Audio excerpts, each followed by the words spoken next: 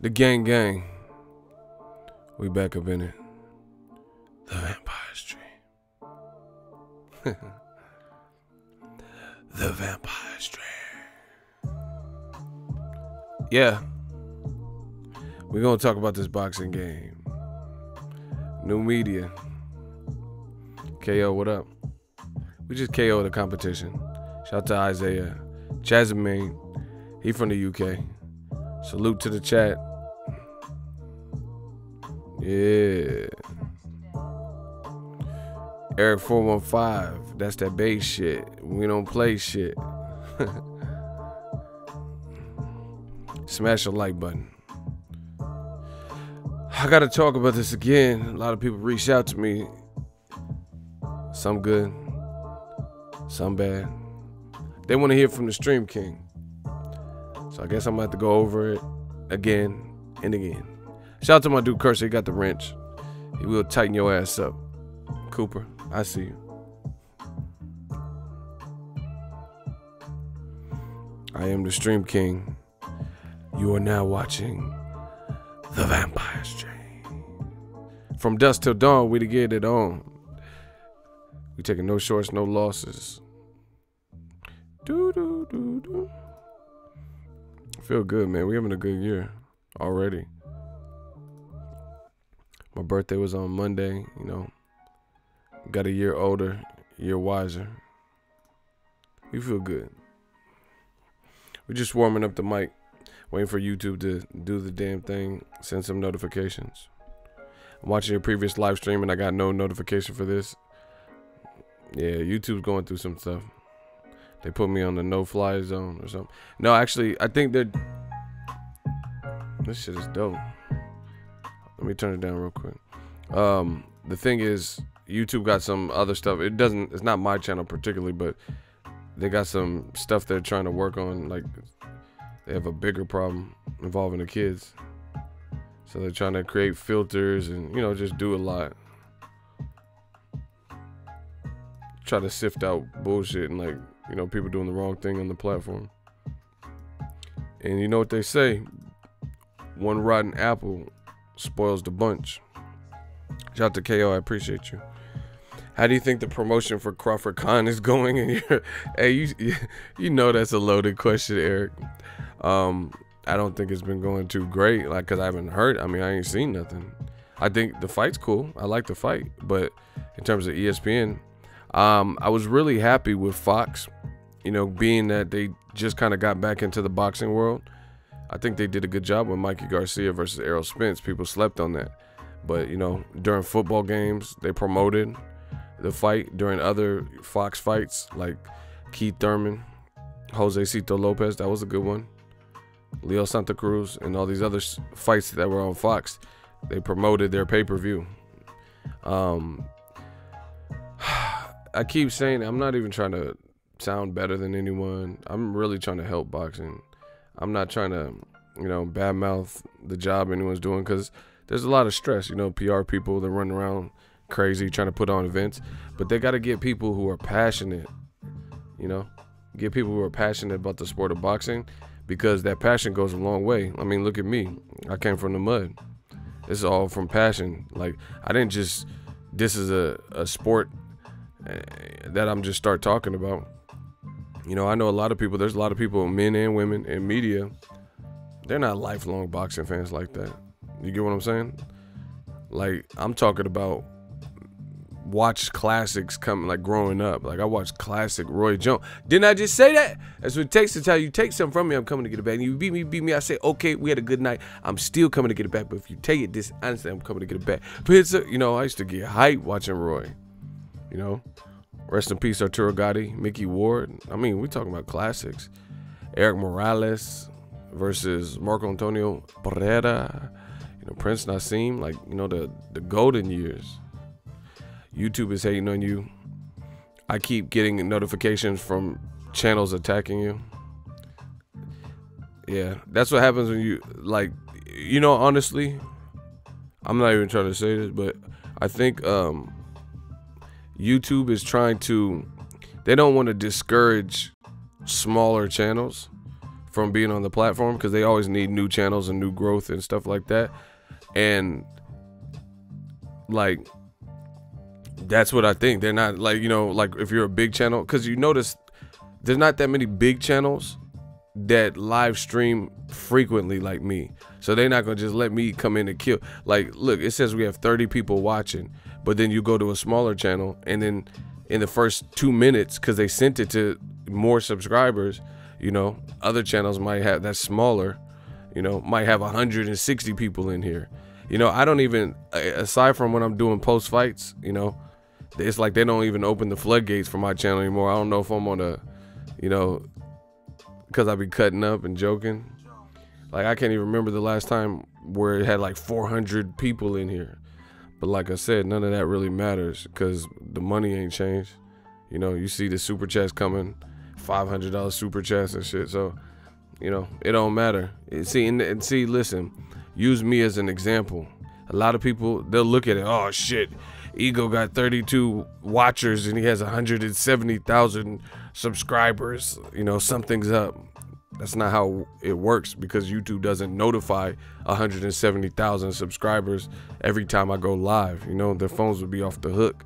So, you know, you have to understand when you get in this business, your content doesn't even get out to everyone. It's not on everyone's homepage and shit like that. Then some people may not care about that video, so they don't click on it, etc. So not everyone gets what you put out, you know, and especially straight away. You know, you see it in the comment section. Oh, I didn't get a notification. I just happened to be on YouTube seeing you were live. You know, so YouTube, hopefully they leverage it, because, you know, it just be on some bullshit. I don't even think the number is accurate, to be honest. You know, it says we have 37 people or whatever, but I'm living proof. People focus on this YouTube shit. They focus on the wrong thing. I don't care about the fucking number. You know, I'm here to speak my thoughts, my message, have a good time with y'all, talk this boxing talk, you know. That's it. You, like I said, you seen we got a 500, like a week and a half ago, we got a week ago, $500 super chat. And let's say we had 100 people in here. So that's cool. What if somebody else got 600 people in their live stream and they don't got no super chat? So you guys have to get out of the mindset, if you're trying to do this, like people like, all that's gold don't glitter. You feel what I'm saying? All that's gold don't glitter. People look at it like, oh, I gotta have a number. Like, oh, you know, YouTube is a numbers game for a lot of people, but there's people on here with less views or less subscribers making a killing. You know, somebody could have a video with 2,500 views, but depending on the audience retention, they made more than somebody who had a video that had 25,000 views. So if you guys do this YouTube shit, just focus on your message. That's the most important thing. You know what I'm saying? If you try to compete and compare your numbers, that shit don't do nothing. Because like I said, do the math. We had one super chat that was $500. Let's say I had 75 people in there. You think another channel, because they had 1,000 people in their live stream, made more money on that video, unless they got, you know, love like that from the fans? So it's not just about the numbers, more than meets the eye. Let's get it. You know what channel's popping when people start hating on it somewhere else? Yeah, man, this is the story of my life. I ain't never met, especially men, that act this way until I started covering boxing. Too much hate in this game. We need more boxing fans, less bitches. Keep grinding, Ego, new media, down under. Shout out to Lukey Boy, Australia. I see y'all. Let's get it.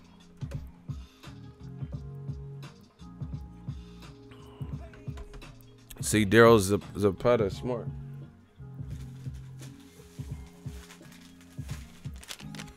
You know, this how you know you're gonna have a good stream, when the horribles come out. And I know for old media it's getting horrible. Get it? I said for old media, I said, you know it's a real stream when they got the horribles coming out. And for old media, it's getting horrible. Oh my gosh, bars. I said old media is getting horrible. They don't got bars like me. Look, I said for old media is getting horrible. They ain't got it. They ain't got bars like this. They can't speak like this. Like I said, I like it. I love competition. You gonna see, the more competition there is, the more I elevate my game, because I'm crushing everything. Locomotive style. Lay on them tracks if you want. So I like competition. I like when somebody want to compete. Yeah, we gonna see who can do this longer. Because guess what? I've already made it out the trenches. I've already made it out the mud. This is my full-time gig. For, you know, for a lot of people, there's not that many people eating and boxing full-time. So you gonna have to work hard, because I got all day to do this shit. Believe that. I got all day. New media. Today I got time, cuz. You disrespected my flag, asking me how gangster I was, but you were with your son. I didn't have time. But today I got time, cuz. We got time today, cuz. This is what I do. Bring it, you know. Gabrielle Union, bring it on. We ready. You know, we ain't doing a bunch of cheerleading, but bring it on. Let's get it. Listen, oh, let me turn, hold on. Ugh. See, I like beats that make you feel something. It's raining outside too. The Vampire Stream. He said that video had me weak. Oh yeah, that boy was tripping. I think he was from SoCal. He was like, you disrespected my flag, asking me how gangster I was. I didn't have time the other day, but today I got time, cut. I was like, oh shit. That motherfucker, you scrawny ass. He was scrawny, but he was like, run me my fade. Oh, hey, they going crazy, you know. Catch me outside. How about that? Like, we got some youngsters. They will hit your ass up. Dan Raphael got time now for the wrong reason. Listen, hold on. Okay, let me clarify this, because people, the video is about, I did a video about it. A lot of people are getting this misconstrued. And I don't, see, first of all, I don't care. I'm, like I said, I'm at the fights. If anyone ever has an issue with me, I'm there. You know me. You know I'm a businessman, because you find me at my places of business. So if anyone had an issue with me directly, like we had a misunderstanding or something, pull up. But this is the thing. A lot of people are going, Dan Raphael still works for ESPN. A lot of people are running off, you know. See, this, I'm telling you guys, this is the problem with the internet, man. This is the problem with the internet. You guys got to listen. You know, people just read titles and then go skateboarding or some shit, and they're not listening to what's being said. He still works for ESPN. I never said he doesn't work for ESPN. A lot of people run around saying he got fired. Like, man, come on, Dan. How the hell you get fired on your day off? You was been a clubhouse? I didn't say that, bro.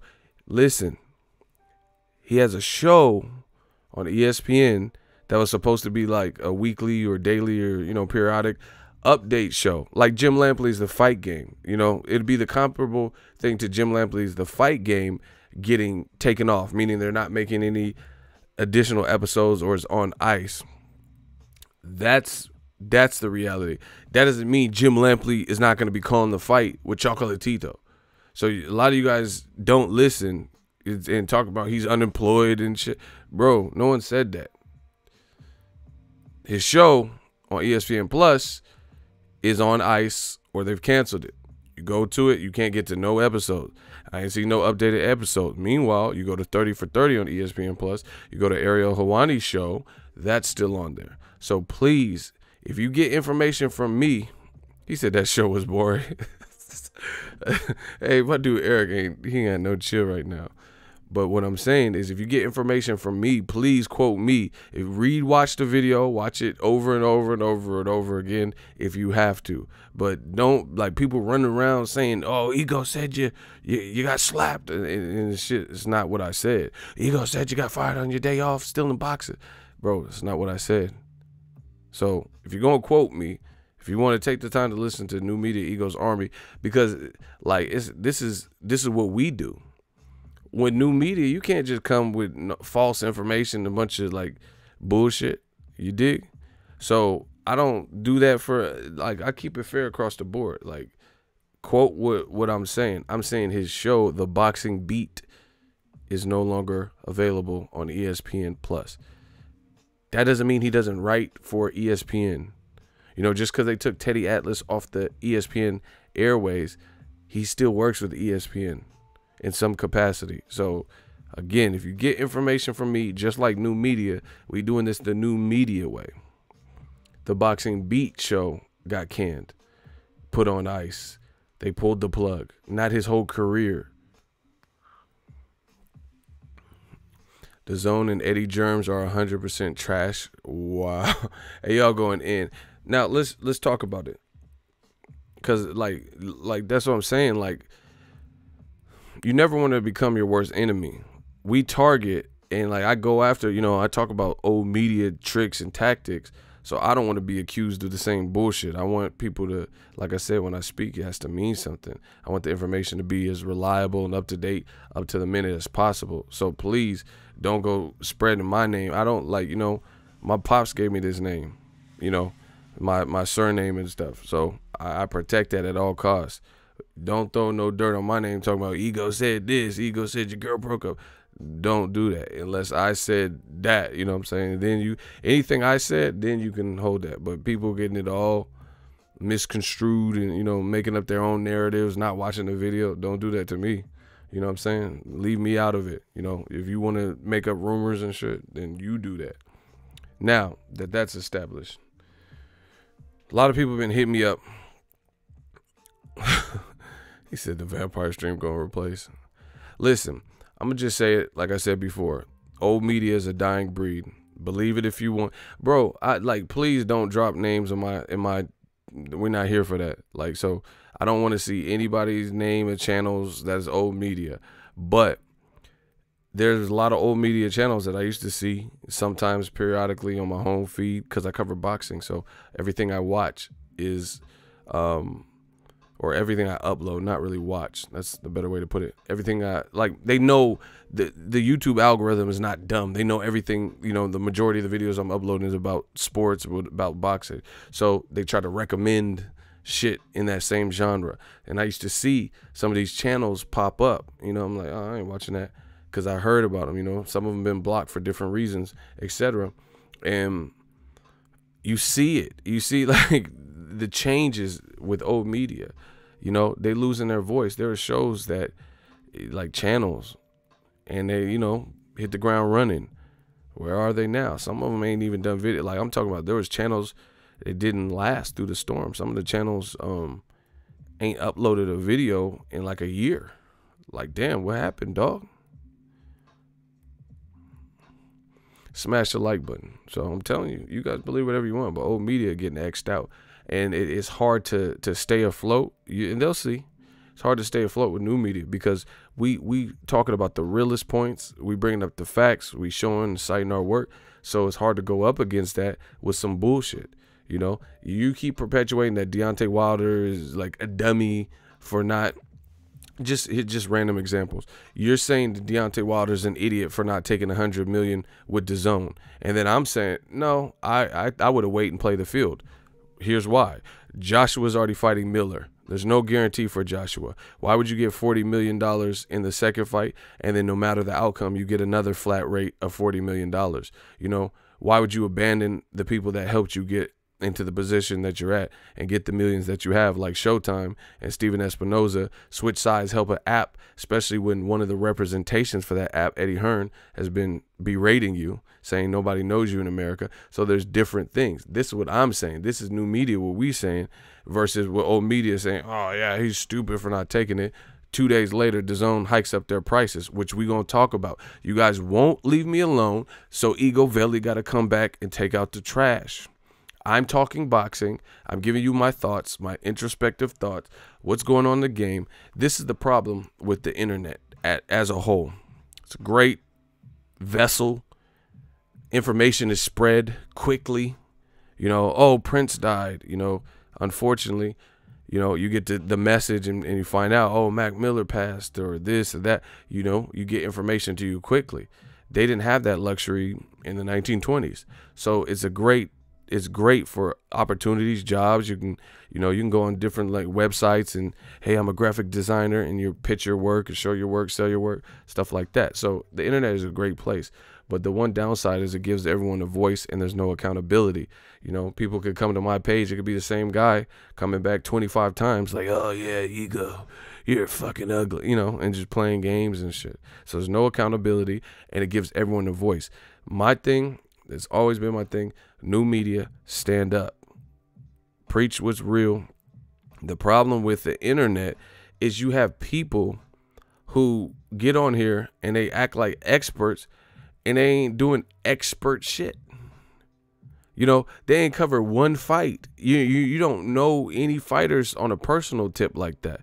You know what I'm saying? And they sitting up here telling you, the fans, what the fuck is going on because they read an article on a website, And I'm not knocking anybody who wants to try this YouTube out or expand, because that's how I came up. I didn't have any contacts when I first started.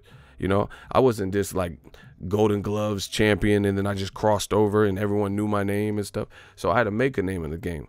Key word, I had to make a name for my game. I made people, like Muhammad Ali said, I'm going to make you respect me, So it took time to get there. Some of you guys go to channels or like channels and they don't even know what the fuck they're talking about. For example, we're going to talk about this Dazn thing, right?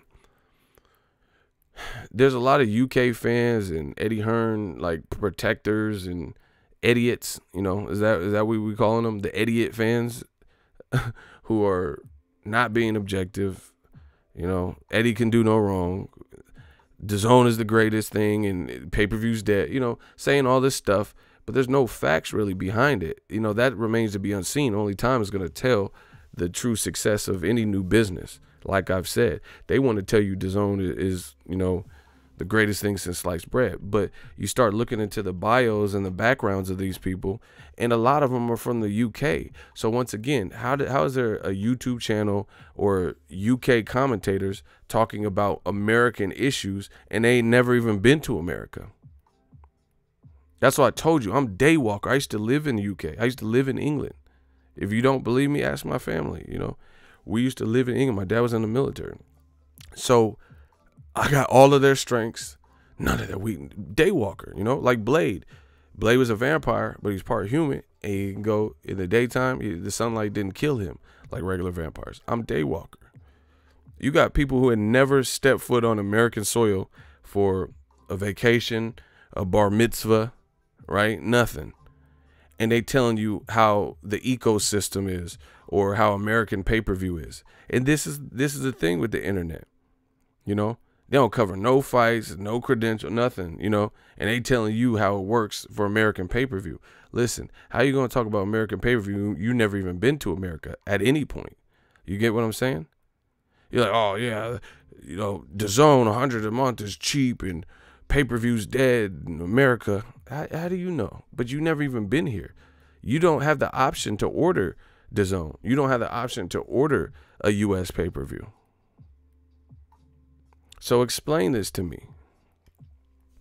This is what I'm saying. And some of you guys, that's what I'm saying. If you like the channels, whoever you like the channels you like, but use some common sense. You don't even know who you're even talking to half of the time, with the internet. You don't even know who they are. You don't know, they could be into weird shit, fetish shit. Choke me, you don't know who you're dealing with. So that's the thing. Like, how are you qualified to talk about American pay-per-views and you're not involved? You never even been to America. You never purchased. Like, me and my brother and stuff, we used to have all the pay-per-views. Like Shane Mosley, we either order it, classic pay-per-views like Roy Jones versus Tarver, or go to my brother's boy's house, my friend and his friend, right? Like classic fights, Shane Mosley and Floyd and Pacquiao fights, and I remember I ordered at my place Mayweather versus De La Hoya, stuff like that. And you got people from the UK who ain't never left the stoop, and they telling you how American pay-per-view works. Oh yeah, that shit's dead. How you know? You can't even order it because you read an article and you know, seen some number, like it's crazy. Yeah, Bernard Hopkins, Tito, Oscar versus Tito. That's what I'm saying. Like, we out here, new media, we out here. Like I said, the thing is, a lot of times the people like that are least qualified got the most to say. Not in all situations. Like Floyd talks a lot, says a lot, but he's actually qualified to talk boxing. You get what I'm saying? So it doesn't always work that way, but it does a lot of times. And some of you guys listen to it. It's just like, what's the point of even listening to it? Now, a lot of people hit me up with this Dazn stuff. So I'm going to try to say it in layman's terms. I'm going to try to be as clear as possible. Some people still acting like they don't get it. Listen, this is not me. Like, I have a vendetta for, like, Dazn stole my wife or some shit. I've never been married, you know. Like, Dazn stole my girl or some dumb shit. I don't have a vendetta with them. I'm just telling you what I see. I got to keep it real. Why? Because I got to be thug. You know, I'm not going to just lie and all this bullshit. Especially when they keep fucking with me. Not Dazn particularly, but these fans saying this erratic stuff. Now we got to break it down. Shout out to Narco Boxing. He said a lot of disinformation, facts, ego. That's what I'm saying. Like, you got people from the UK telling me how American pay-per-view. What's the last American pay-per-view you got? You know, what's the last one you ordered from the UK? You know, Dazn is a fucking great value. It's only $100. It's $8.33. But guess what? You live in the U. But guess what? You live in the UK, where Dazn is not fucking available. So you telling me about how great a value it is, and you don't even have access to it. What the fuck are we talking about, people? You know what I'm saying? And I understand, you know, desperate times call for desperate measures. But I don't want to hear anyone from the UK. I love the UK. I used to live there, you know. Got a lot of fans in the UK. But I don't want to hear anyone in the UK that's not qualified, you know, that don't have business and set up shop in America and come here periodically and know the ecosystem and the infrastructure, telling me how U.S. pay-per-view works. You know, I'm not from New York. I can't just go to the Bronx and then tell you how the bodegas ran and tell you you know, more than the locals. That's not how that works. But on this internet, you can be anybody. You can be fucking Peter Pan, you know, with no qualifications. You know, you can be on Instagram, be a personal trainer, and you stealing people's exercises. You ain't no personal trainer. Like, some personal trainers get down. They like create exercise. I know some, you know, they create exercises and, you know, really know about the human body and nutrition, like BCAAs and amino acids and growth, and, you know, different stuff like that. Some of these people, you in shape, you got a good body or something, like a girl or something, and you got a nice shape, and now you a professional trainer with no certification, no nothing. Like, you know, it's just crazy. So there's a lot of people in this intranet thing, and they're not even qualified to talk to these issues. That's like you telling me how the AT&T Stadium wasn't lit for Mikey Garcia, Errol Spence, and you watched it on TV or didn't watch it. You know, like when Bradley said Wilder lost to Fury or whatever fight it was, and then they're like, oh, you had Fury win it? Oh, I didn't watch the fight. Well, then what are we talking about? That don't even make sense. You didn't watch the fight, but you looked at some Instagram highlights and said someone won and lost. Like, come on, man. I had a dude do that to me. It was actually for a Bradley fight, ironically, when Bradley fought at the StubHub, when he fought Ruslan Provodnikov. He was on Instagram, on my Instagram page, and going back and forth. Oh, Bradley got his ass kicked. Bradley lost. And then I'm like, what rounds did you give him? And then right when I start asking him new media questions, he said, I didn't watch it, but I seen the highlights, and Bradley got destroyed. You wasting my time. I stopped responding right then and there. You arguing with me, and I watched the whole fight from start to finish, assessed it, scored it, and you telling me Bradley got his ass kicked because you watched, you know, a 1 minute, 15-second clip or some shit on Instagram. Crazy. I'm telling you, this internet shit crazy. Shout out to Lala. He go be smoking that Lala D in the super chat, $3 super chat. The Vampire Stream. Let's get it, man. We working. A lot of you guys won't leave me alone. Keep trying to poke stick, wake the sleeping giant. So we're going to break this Dazn thing down. And I'm going to try to be as clear as possible, tell you from my perspective the things they're up against. If you guys could smash the like button, we working, new media. Now, Dazn, again, you got a lot of people who don't have access to Dazn, can't download it on their devices, telling Americans that it's a great value. Doesn't make sense. You can't even get the app. You go to the app store, it won't show up, or it'll say not available in your region. I've tried to download certain applications, and it said that. It's like, even on Twitter, sometimes Sky Sports will post like a knockout clip, and then I go to click on it, and it was like once you hit play, it'll like, this video is not available in your region. You get what I'm saying? So let the Americans handle this American business shit. Dazn, they're faced with a couple things. Like, I'm gonna try to keep it where you guys understand where I'm coming from. Narco riding for the cause. He said, we ain't playing. You already know we ain't playing. People saying pay-per-view's dead. I immediately question that based on a few things. They say, oh, Dazn, it sounds good. Like, see, this is the thing. I'm not trying to get my head ripped off. I'm not trying to pay more for boxing than I have to either. That's just foolish. Of course, anybody would like to save money if possible. So the idea is cool. Bringing boxing to free TV. The idea of Dazn being cheaper and, getting a Canelo fight for cheaper than the normal running rate when he was on HBO Boxing or Showtime. I get that aspect of it. But it's also about quality. Ain't nobody in America going to buy something merely because it's cheaper when it doesn't suit their needs or meet their standards or meet their quality. That's like me dating any chick just because she got a big booty. So she's strung out on meth. She can't cook. Her breath stank, but she got cheeks. So I'm a dater. So I'm going to make her my wife. Some of y'all nasty motherfuckers would, but I'm not. You can, but I'm not. You know what I'm saying? So it's good that Dazn is cheaper, but it's like the value has to match. I'm not just paying $100 up front because, and you said it was going to be $9.99 and shit. And then just paying, and what you get is what you get. Well, I don't even know what fights I'm going to get. I'm just, oh, here. That's not how that works. So again, people aren't arbitrarily buying things just because they're cheaper. That's why this whole pay-per-view, I told you that would have never been my mantra or tagline or motto.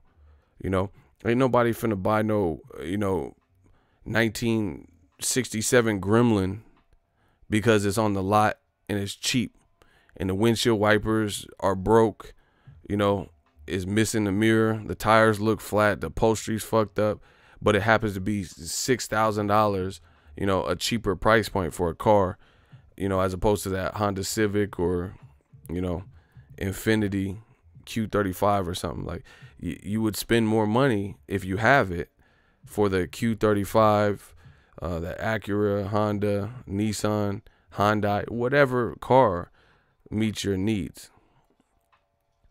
Meet your needs, period. You're not going to be, oh, this shit's cheaper, and then drive off the lot. That doesn't make sense. That's not how people make decisions when it comes to business. So yeah, cheaper is good. Like, you could take this at any level. You can go to a grocery store, right? Why do you notice how you go to get some hamburger meat, right? You notice they're not all one consistent price. It's not like everyone says, some are like $5.36. This one is $4.22. One might be $6.18. They're different prices because they're different weights, and maybe one needs to be used quicker. So you got to use this hamburger meat before the end of the night because it's it's older. So Americans, we like variety. You feel me? It's not, everything is not created equal. If I look at hamburger, or I'm gonna buy some fish to cook or something, and then this red snapper looks fresh, And then this other red snapper, motherfucker look like Forrest Whitaker's. His eyes look like Forrest Whitaker and shit. You know what I'm saying? I'm not gonna get that one just because it's cheaper. You know? Would you? If you about to get some red snapper, and then one looks fresh as hell, you know, it's a good sized piece that you can grill up or whatever, however you're trying to cook it for you and your family, and it looks fresh as hell. The date is like, oh, it just came out. They just put this out here today. And then the other red snapper, his fins is chewed up and his eyes look like Forrest Whitaker. Mad dog. Oh, you know, and it doesn't look fresh. You're not gonna, oh, well, I guess I got to get this one because it's cheaper. It's not how people do. So Dazn could be cheap all it want. It had to have the quality and the stamp of approval from the fans. You know, and nobody's just buying something just because it's cheaper. But if they both look good and they both meet your criteria, and one happens to be cheaper, then of course you're gonna get it. You know, like why you think Payless Shoe Source is going out of business? Because motherfuckers ain't wearing. They don't want to wear no. My mom used to buy me Payless, and I didn't want to wear the shit. I used to go to classes barefooted. Fuck that. I used to take my shoes off at school because I'm not trying to be in these. You know, they're not even. They didn't even. Payless shoes are so cheap. They're like knockoffs to cheap shoes. That's not gonna work for me. You know, like Pro Kids were always pretty cheap shoes, and these ones at Payless would be like Pro Meds. I'm not wearing them orthopedic ass shoes. I used to walk to class barefoot. Fuck that. Get some chancletas. Like fuck that. I'm not wearing this cheap shit. My mom tripping. I'm caveman, Fred Flintstone. I'm going, yeah, barefoot. Fuck that. Nah, I'm in socks, ankle socks. What the fuck? So that's what I'm saying. I used to hate Payless. Like I don't like the smell.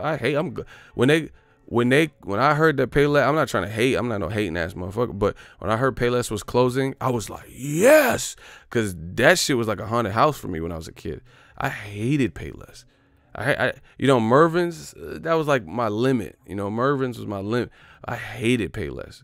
You knew the shoes was gonna be cheap. You got me walking around, motherfuckers got Ken Griffey's. I'm looking like Dr. Scholl's and shit. Nah, bro. Motherfuckers got Dr. Dre Beats by Dre headphones. I got Dr. Scholl's. Nah, it's not gonna work. Sorry, moms. You wasted your $9.99. So it's not just about something being cheaper. Cause Payless is cheap and them motherfuckers going out of business. So you guys got the game twisted. Like I said, you could listen to whoever you want. But Dazn, you know, the initial concept, it sounds cool, but obviously if it was so cool, you got to look at it. See, this, bro, my channel is for the advanced. Like, you can't be a beginner over here. And if you're a beginner, just be a beginner. He said you comparing Dazn to cheap shoes. When did I ever make that comparison?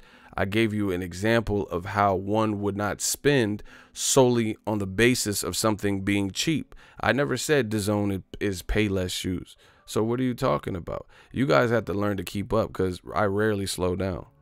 I didn't say that they're Payless. I'm saying nobody is going to spend on something as opposed to getting something like if you're a cross-country runner and they have these comfortable Nike Air Maxes or Reebok shoes that are comfortable and they look jazzy and you like them, right? You're not going to just, unless you don't have the money for it, you're not going to just say, nope, I'm getting these Payless runners, these Funboy 2000 shoes just because they're cheaper. That's what I said. So Dazn has nothing to do with cheap shoes. Has nothing to do with cheap shoes. I'm just telling you, you're not going to buy some, like I said, Funboy 2000 shoes if you can swing it. If you had dire, that's your price point, then that's what it is. But if you can swing it, which a lot of people, boxing fans, can swing it, then they're going to spend for what they want. They're not going to just prioritize the Funboy 2000 shoes as opposed to getting something that looks more stylish. These Under Armour shoes or Nike Air Max or whatever. So money, I'm not saying spend money frivolously, but what I am saying is if you got it and then you're going to do what you got to do to see it. And that's how it is. Boxing, I've always said the same thing about Dazn. their future is indicative of the matches they can come up with. Period. What big fight? See, Kennedy Linder just said, Dazn has big names with no big fights. Exactly. Canelo's the only one with the big fight. You know, AJ versus Miller is passable, but even that wasn't what people wanted. You know, that wasn't the first choice. I could think of at least 3 to 4 more fighters that people wanted to see Joshua fight before Miller. You know, Wilder, obviously, Tyson Fury, obviously, Luis King Kong Ortiz, and some people probably would even prefer the Dillian White. You know, I would say a lot of people. That's 4 fights. That's 4 fights.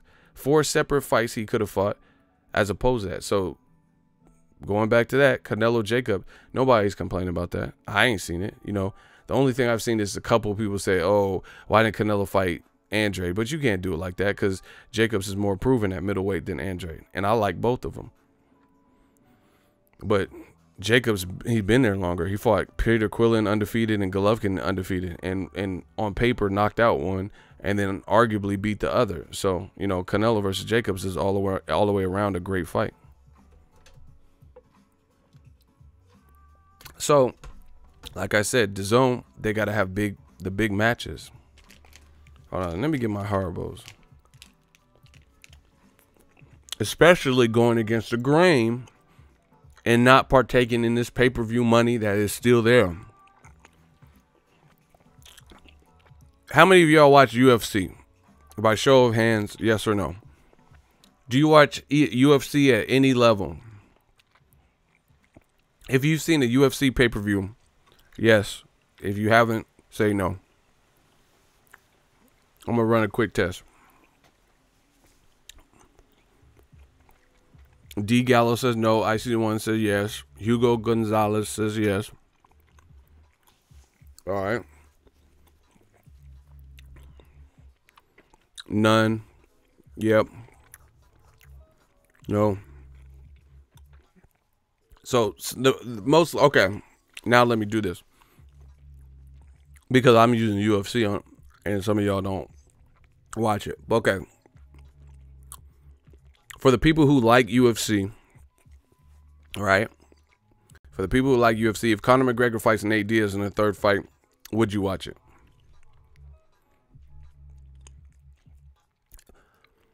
Is that something that would interest you? If Conor McGregor fights Max Holloway again, if he fights Anthony Pettis, if he fights Tyron Woodley, would you be interested in those fights? I just named a couple. If you like UFC, not if, oh, I hate UFC and I don't watch nothing. If you watch UFC, would you be interested in those fights? But Daryl Zapata, do you watch UFC? You know, so deep, man, y'all be fucking lying. Either that or you're not listening. You know, I said, if you like UFC, you don't mind UFC, would you watch Conor McGregor versus Nate Diaz 3? And he's like, I like Nate Diaz, but no. Y'all be lying, bro. Y'all be lying. So you like UFC, but you wouldn't want to see the conclusion to a trilogy with the UFC's biggest star and 2 charismatic characters, you know, whatever. Anyway, we'll do it in boxing because I know at least you guys like boxing. See, because a lot of you guys aren't answering the question because you don't like UFC. So you're, oh, no, I wouldn't. And you're trying to see, and this is what you guys, some of you guys are trying to figure out where I'm going with it. So you're trying to answer accordingly. So I'll stick to boxing for this particular point. If Terrence Crawford fights Errol Spence, would you watch it? Yes or no? You can't stop new media. So now that I know all of you guys like boxing, would you watch Terrence Crawford versus Errol Spence? Exactly. Look at the fans. See, the people, that's why I probably shouldn't have used UFC because some of you guys don't like UFC and you're like, no, I wouldn't watch Nate Diaz and Conor, which is a good fight for the UFC. Exactly. So unanimously, everybody that likes boxing is saying they would love to see Crawford versus Errol Spence. Once again, none of those fighters are tied to DAZN. So that's a big fight. So you think someone, because they spent an annual $100 or $20 a month for DAZN, they're not going to watch that and pay-per-view is dead because of you? That's why I'm saying, for me, this would have never been my marketing ploy, because a big fight is a big fight. It don't matter what, it could be on Nickelodeon. If Crawford fights Spence, count me in. If it's on ESPN, if it's on Showtime, if they work together in some capacity, if it's on Nickelodeon, if it's on Butterfinger Central, I'm watching that fight. I'm watching the fight. If DAZN had it, I would watch it on DAZN. So once again, to me, the inception of what they were trying to do, I get that, but I wouldn't have put too much focus on pay-per-view is dead.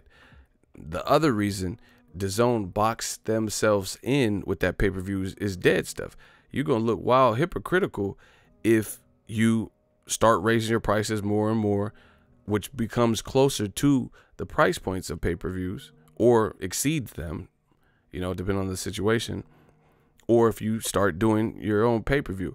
So as a new business, I would have never, I would have just left pay-per-view alone.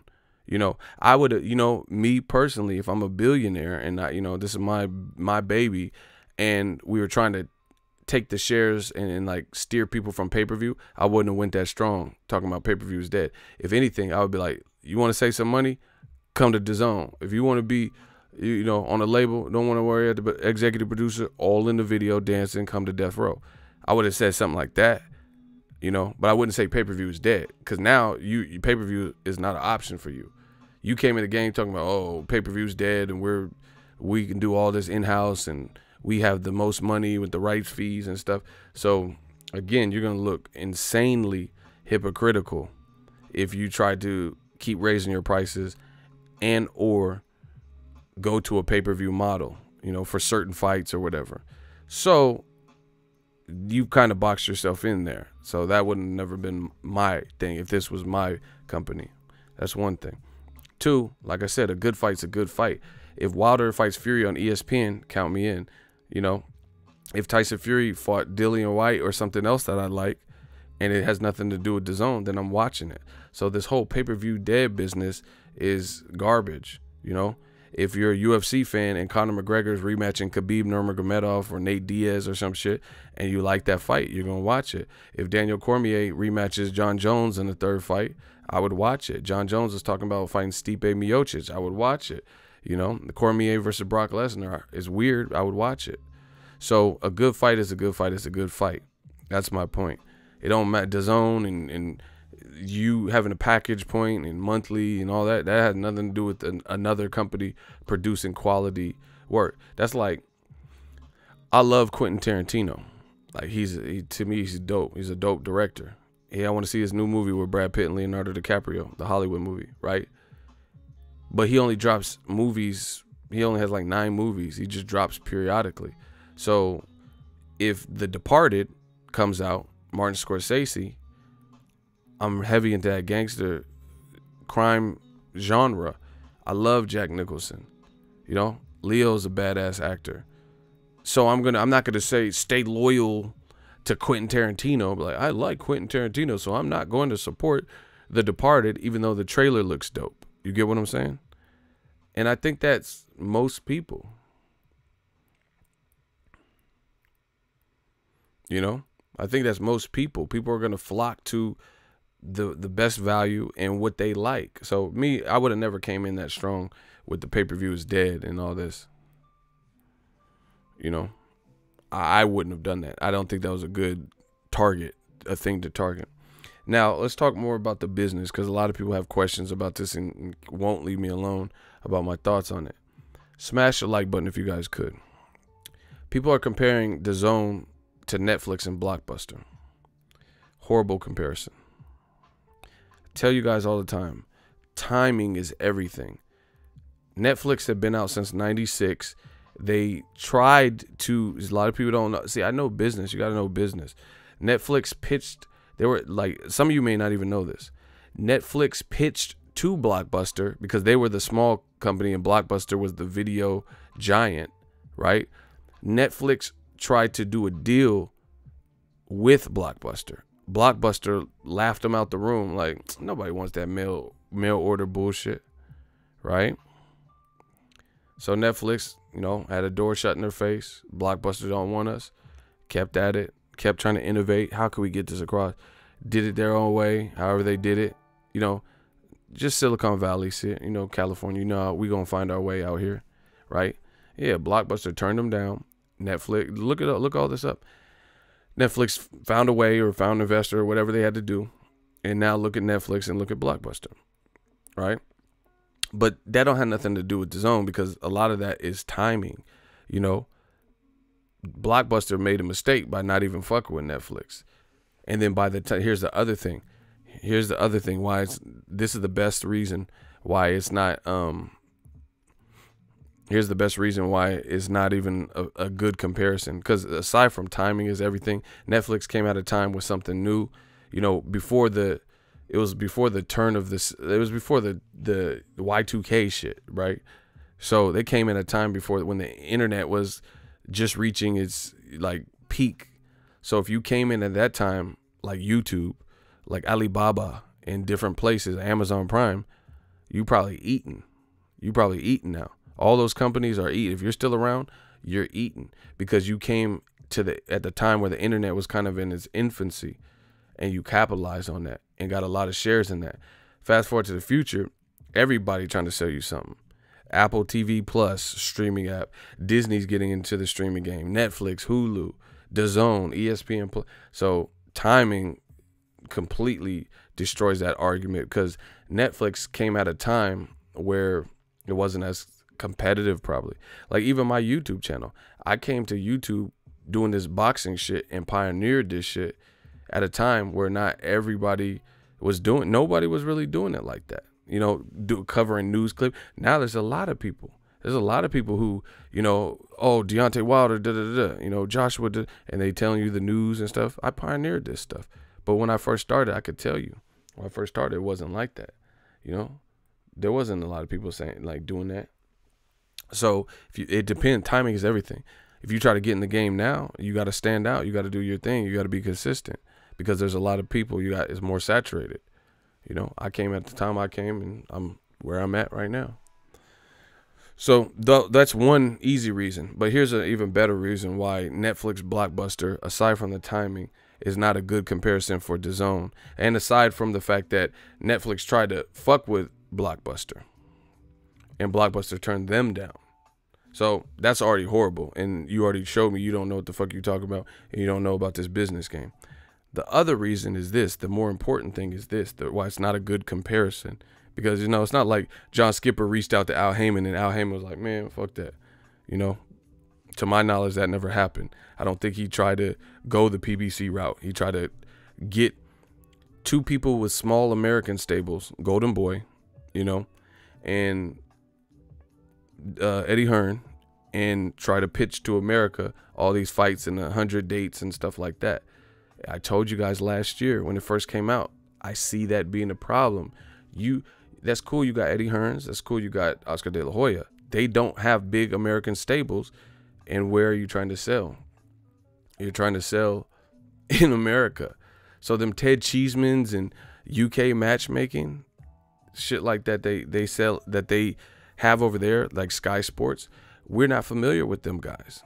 You know, they haven't been built up in America. Even Josh Kelly, who's raw.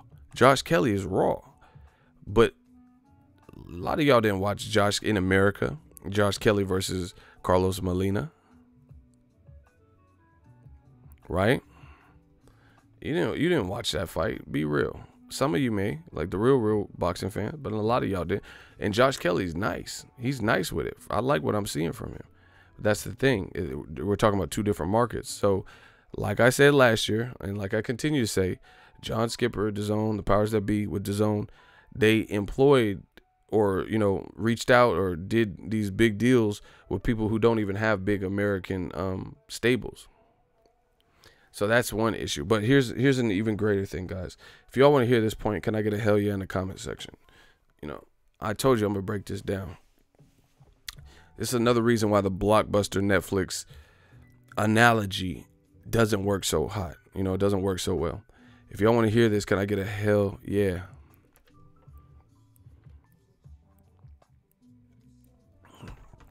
Yeah, we working, people. The Blockbuster Netflix analogy doesn't work for this fact. Netflix pitched something that was innovative, right? And they changed the game and changed the way DVDs and movies got to your household. Let me say this again. Netflix tried to work with Blockbuster, excuse me. They tried to work with Blockbuster, got turned away, did it their way. They innovated with this crazy idea. It started off sending movies to your crib. Blockbuster was like, man, nobody want to do that, because the standard, the traditional way, was to go into a physical, brick and mortar store like Blockbuster or Hollywood Video and spend an hour there and pick the movies. So you can understand the pompous, arrogant attitude of Blockbuster probably. Like, man, we've been here. We've been established. We have a brick and mortar store. Who's going to want to pick a movie in advance and then wait for it to come in the mail a day or two? But guess what? It worked. People made the accommodations they planned. Like, oh, okay. And then the catalog, I don't have to leave the house. I just planned for this. And then guess what? The internet started getting bigger and bigger. Netflix innovated with the streaming, and having you just get a PlayStation or DVD player or whatever, a Blu-ray, and now you have online streaming. Changed the game. Dazn is trying to innovate, but based on the early results, this is why, like I said, this is the better point why it's not comparable thus far to Blockbuster Netflix. Because Netflix, like I said, they innovated in a way where they changed the game. Like, then Redbox and shit came out and stuff. They were shipping movies to you, and it started to work. And then that got them to the next level, and they leapfrog, started doing online catalog and online streaming. Boom, Netflix blew up.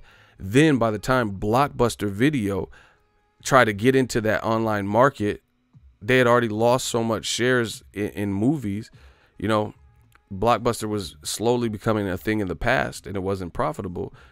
That's why they got out the game. Just like you see Toys R Us just recently quit.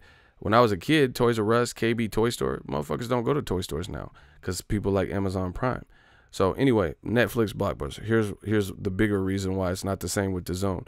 Because the early findings show you from a business perspective that they came in trying to innovate and do something different, but they are more conforming to the current way of running business by raising the price, as opposed to what they came out saying, pay-per-view is dead. Let me break it down further. They came out innovating and like, oh, we got this kooky idea.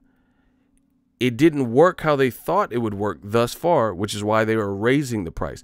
If Dazn came out last year and then by now people weren't doing pay-per-views anymore, or by now people were dropping their pay-per-view prices, then that would be an indication that you've affected the marketplace and in effect changed the way pay-per-view is received. Because now, oh shit, nobody's even fucking with pay-per-view.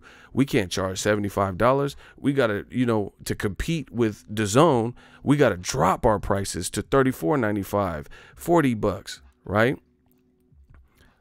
But if what Dazn had done this far is so game-changing, how come pay-per-view is stayed the same price? They're charging you the same prices that they charged you in 2015. They might even be charging you more, if it's Floyd or some shit. They were about to charge you for Wilder, Dominique Brazil. So how is Dazn's game plan game-changing and so innovative when they're conforming more to pay-per-view prices by increasing and changing their business model and their pricing point? They're actually going towards closer to what a pay-per-view is by raising prices, as opposed to they came in the game, switched it up and game changed, and then now pay-per-view is getting cheaper or pay-per-view went away. So It's simple business. It's simple business, bro. They came in and said pay-per-view's dead, but you looking more like a pay-per-view by raising your prices. If you came in the game, said pay-per-view's dead, and everyone's like, oh, fuck that, and you had crazy amount of subscribers, and then Top Rank and PBC had to lower their prices or do away and not put fights on pay-per-view, the UFC stopped putting fights on pay-per-view, then you could say, oh, we're game changers, because you've affected the marketplace and forever changed the way boxing gets to you for the big fights. They haven't done that. This is simple business. I know I'm destroying y'all. I'm destroying y'all. I told you, just leave me alone.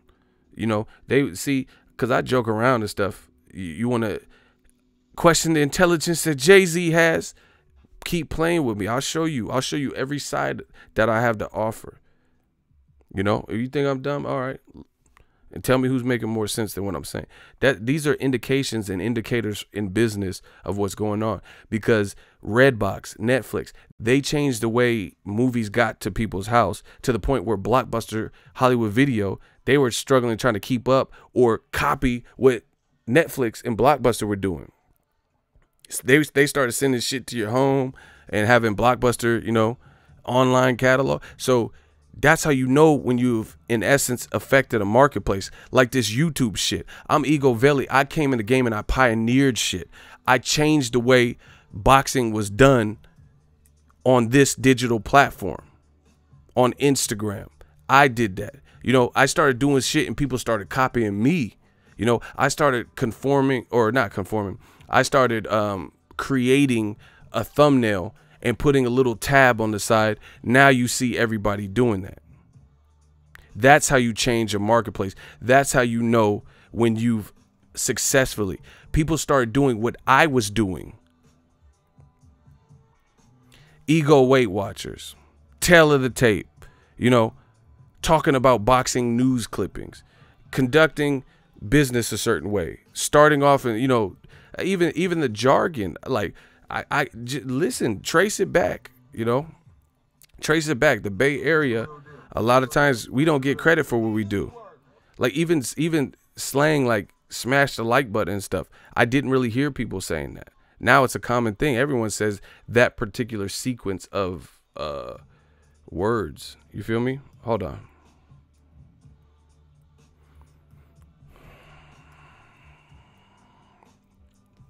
James Souza, $2 super chat. Thanks for dropping them boxing gyms, hashtag new media.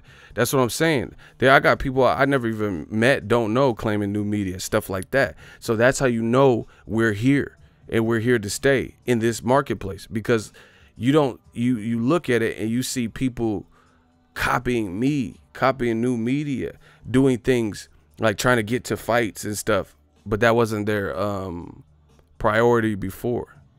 Dazn so far, in the year that they've been out or whatever, they haven't done that. If anything, they're growing closer to conforming as opposed to what they came out saying. Shout out to Joseph. He said, and the big boxing outlets laughed at your small channel, and look at it now. Facts. They're like, oh, you only got 100 subscribers. You get 1,000 views. All right. Now look at it. Oh, he thinks he's a reporter. He wants to be a reporter. They used to say all types of shit to me. Like Chris Brown said, look at me now. So just from a business perspective, you see red flags. From a business perspective, you see these indicators. If Dazn came out and started smashing, then everybody would be doing what they were doing, right? Showtime already had an app. They already had, listen, Showtime already had streaming app before Dazn was even out in America, right? And Showtime they haven't pitched like everything must be on the app. They're still trying to do Showtime pay-per-views, right? They're still trying to get people to buy Showtime, the linear channel, right? ESPN Plus, they are pitching an app. But I don't even know, you know, off the top of my head, I don't even know if ESPN Plus was out in America or Dazn first. I really don't even know what came out first. So we're talking about different things. Like I said, when you have successfully changed the marketplace, everything will fall. Like, guess what? Amazon Prime. that I don't know why I like Amazon Prime so much. Shout out to Jeff Bezos, but Amazon Prime started putting stores out of business. You know what I'm saying? Like, stores couldn't compete with that. They had the 2-day shipping. They forced other people. Their shipping might have been 5 to 7. So if you want to survive in this marketplace, Dazn's taking a lot of your clientele with the expedited shipping and having that as a feature. So guess what? Other people probably went to a model where they had 2-day shipping or 1-day shipping or some shit. Because you have, in business, you have to stay competitive. So what we've seen so far from Dazn, they are doing more like the people they said they were better than going against the grain and innovating. That's the difference from Blockbuster and Netflix.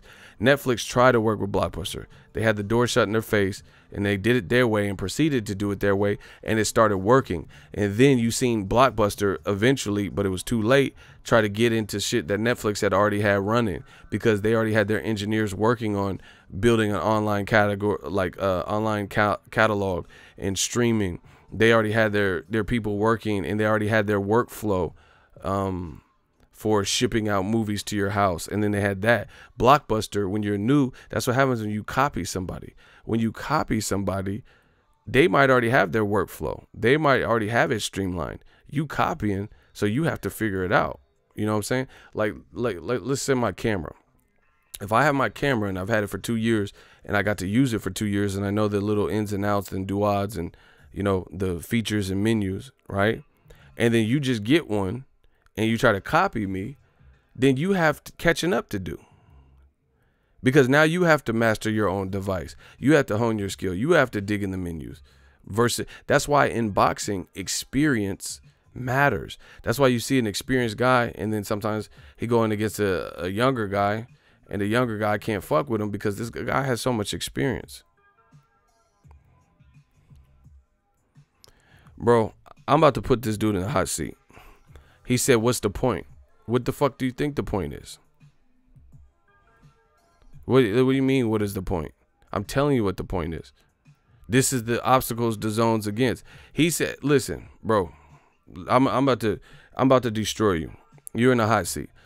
I told y'all didn't want to see this side. I'm on a neck.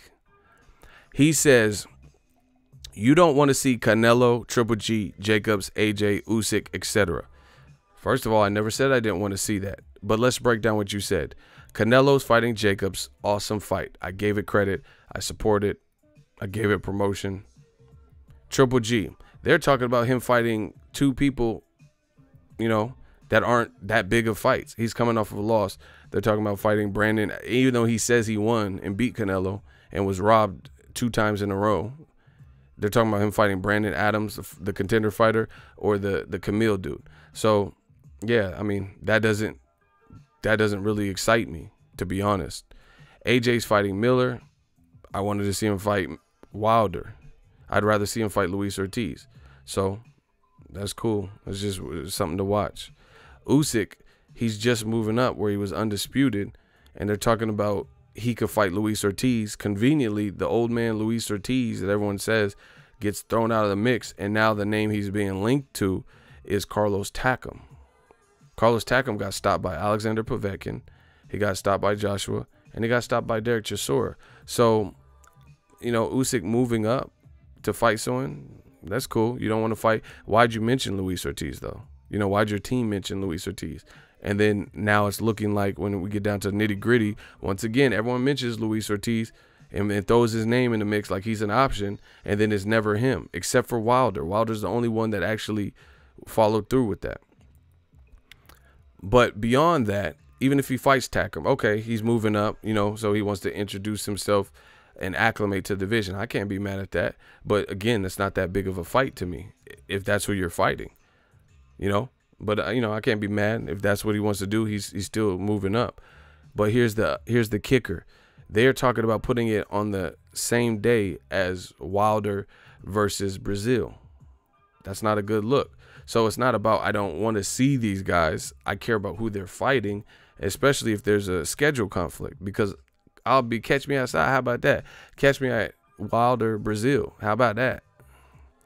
I'm not going to Usyk, Takam, in Chicago over Wilder, Brazil, you out your scalp. Now, what's your response? I'm about to body this man.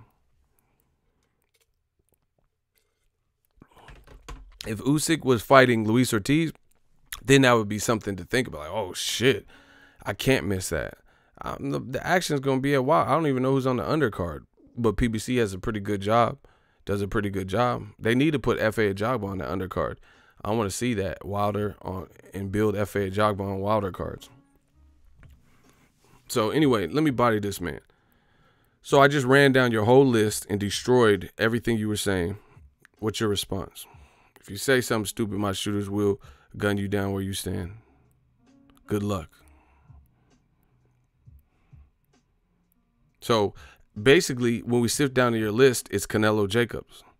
That's the only undeniable fight that unanimously across the board, everyone's celebrating. That's everyone's like first pick or top 2, top 3 picks. You know, because some people are like, oh, I want Andrade, I want Charlo. But, you know, that's pretty much everyone's in their top 3 picks of middleweight fights for Canelo. Them other ones ain't. You know, Usyk versus Carlos Takam, that's probably not in people's top 3 pick of who they want to see him fight at heavyweight. You got 10 seconds. You're not slowing this up. 8 seconds. We're not playing no games with them. 7 seconds. Please answer. What's this guy's name? Shooters, get ready. 6 seconds. I told you, I don't have time to wait. You know, we control the narrative. I don't have to even spend too much time on these anymore. But Canelo versus Jacobs is worth a single pay-per-view. Okay, now you fucked up. Is this the dude I'm battling? Hudson? Is that him? Is his name Hudson? Hudson Hawk? Is that his response? Who am I battling? Because that's what I'm saying. It's so pointless because I know I'm going to destroy him. I didn't even bother to catch his name. Is this Hudson? All right, cool. He rebutted. But this they always got more butts than cigarettes. All right. More butts than Nicki Minaj video. Canelo versus Jacobs is worth a single pay-per-view, which is pretty much a Dazn subscription. Okay. That's false. The Dazn subscription is $100, you know, to actually subscribe ongoing. I never said I would. See, and this is the thing. See, this is why you can't fuck with new media. I told you Canelo Jacobs is a good fight. So why are you using the fight that I told you that is unanimous? I'm telling you, these guys don't have the brain cells to fuck with me. My mind is just out there. It's somewhere different. I just told you that Canelo Jacobs is an all-around awesome fight. Unilaterally, all across the board, is a good fight. So you keep telling, why are you telling me about how Canelo Jacobs is worth a single pay-per-view? And I already told you that was a good fight. Strike 1. Strike 2 is this. To get the package price or whatever, that means I'm spending $100. So the fight I really like that I can't live out is Canelo versus Jacobs. You know, there's no other fight that's going to be bigger than that on that day, May 4th. It's popping in Vegas, etc. So you're basically telling me I'm spending $100 for a pay-per-view of Canelo. So what's the difference in pay-per-view if I have to spend $100 just to watch Canelo Jacobs? So I'm basically spending $100 on Canelo for one fight, which is something I wouldn't even have to do with HBO, because at best it was $75, maybe $80 something. So what are you talking about, Hudson? And that's the problem. This is the problem that DAZN is going to have to figure out with their scheduling.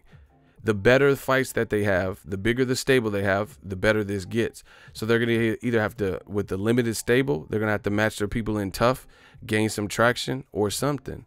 You know, but they're going in the opposite direction price point wise. That's not a good sign. So it's becoming more expensive to do, you know, month to month, opt in, opt out. And they haven't enhanced their calendar. Since they raised the price, I have not heard of one DAZN fight that was announced that was a big fight. It's not like they announced it and they say, hey, guys, here's Triple G's next opponent. It's Demetrius Andrade.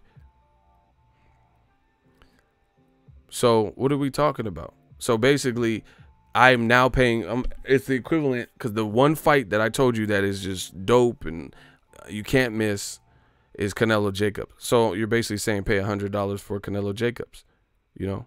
And the other thing is, I never said I wouldn't pay for that fight, but I'm only paying $20 for that. And I could watch Joshua versus Miller and Canelo versus Jacobs for $20. I have no problem paying that. I'll pay $20 for those 2 fights. So I've just destroyed everything you said. What else you got? Come on, Hudson. You gotta do something, Hudson. Canelo's fighting May 4th. If I'm getting the you're good for 30 days, right? So I can get the pay-per-view May 2nd, May 3rd. Watch the press conference. May 3rd. Watch the press conference for Canelo. Watch the weigh-in or I can get it May 2nd if I want to, really. Watch the press conference. May 3rd, they're going to have the weigh-in. May 4th is the fight, and I'm good for 30 days. Joshua fights on June 1st, so I'm covered. He real quiet. Hello. Hey, block this fool, bro. He said blocked. They trying to play games. They know what it is. This is probably your 18th account. You trying to act like, ooh, what? What happened? Get rid of Hudson. I'm not playing games with these dudes. That's what I'm saying. Listen. I don't know who's orchestrating this stuff. I would have never did that. They put Canelo. Why would you put your best 2 fights within 30 calendar days of each other, and then up the price, expecting to get $40 when you actually put them within 30 days of each other, so you can buy the fight really May 1st, or May 2nd for good measure, and you'll be good until June 2nd. By law, legally, with your $20. And then you can cancel, and now you've seen the best fights that they have to offer that are on paper for $20, which was the equivalent of $9.99 a month. That don't make sense to me. Am I lying? Is my math off? Dazn has their best fights with their biggest stars, Canelo and AJ. Canelo fights May 4th, right? AJ fights June 1st. Those are back-to-back months. You have $20 now. This is the new price, $19.99 for 30 days. So you can buy Canelo's fight on May 4th and immediately cancel if you want, and you would be good until June 4th. So you will have been able to watch both of the fights in 30 calendar days. That's what I'm saying. I don't know who's doing this. I don't know who's making it. Because if it, like, from a business perspective, I'm not trying to say like I'm a con artist or anything, but Canelo fights on the Mexican dates. We know that. I would have made Joshua's fight June 15th, June 30th. So someone couldn't double up in that way and do that. Like I used to work at Lowe's. That's what I'm saying. I don't know who's doing this stuff. I used to work at Lowe's. They would sometimes have dueling promotions, like $50 off coupons, and then the ceiling fans were already 15% off. So if the ceiling fan already had a 15% off coupon, then it doesn't let you combine a $50 off coupon, because now you're getting the ceiling fan lower than cost. For example, let's say the ceiling fan, let's say the ceiling fan was naturally on sale. There was a 15% off, and then you had a $50 coupon. Most of the time, businesses, Best Buy or Lowe's or whatever, they're not going to, it's called double dipping. They're not going to let you double dip. So you're getting a sale price, right? You're getting 15% off, plus you have a $50 coupon, right? Most of the time, they don't let you do that, because now at that point, they're not really making no profit. Right? That doesn't even make sense, because now you could be getting the ceiling fan under the cost in which they pay, and they could actually be losing money by selling you the fan. So again, from a business perspective, Dazn makes a couple decisions that I don't understand, unless they're hoping that people buy the Canelo fight, forget to cancel it, which they haven't been doing, which is why they raised the price. and they forget to cancel it and forget or some shit that the AJ fight is going on and then re-sign up. I mean, I don't know. But I would have never put those two big fights within 30 days of each other, because you can watch them both for $20, which is whatever, bro. So you came up with this plan of $9.99 a month. That wasn't really working. So you doubled up and say now it's 20, hoping to get more sales, right? We got some good fights coming up. Boom. Now you don't have to pay us 20. But because you have those fights within 30 days of each other, it really breaks down to the same price point. If you get the Canelo fight and cancel and then just watch the AJ fight. Look, I know. See, y'all be saying I'm crazy. I know I ain't crazy. So I'm going to show y'all what I'm talking about. Okay.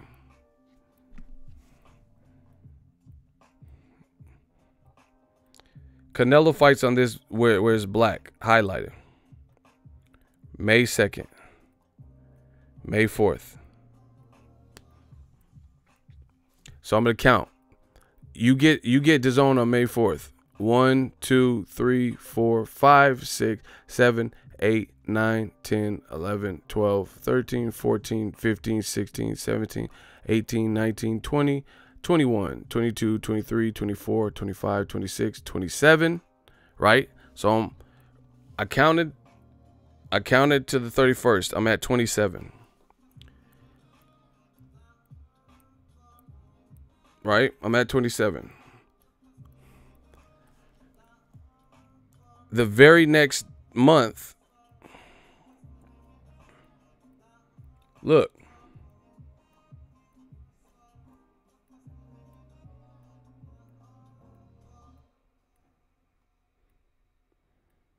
Very next month, the 1st, that's when Joshua is fighting.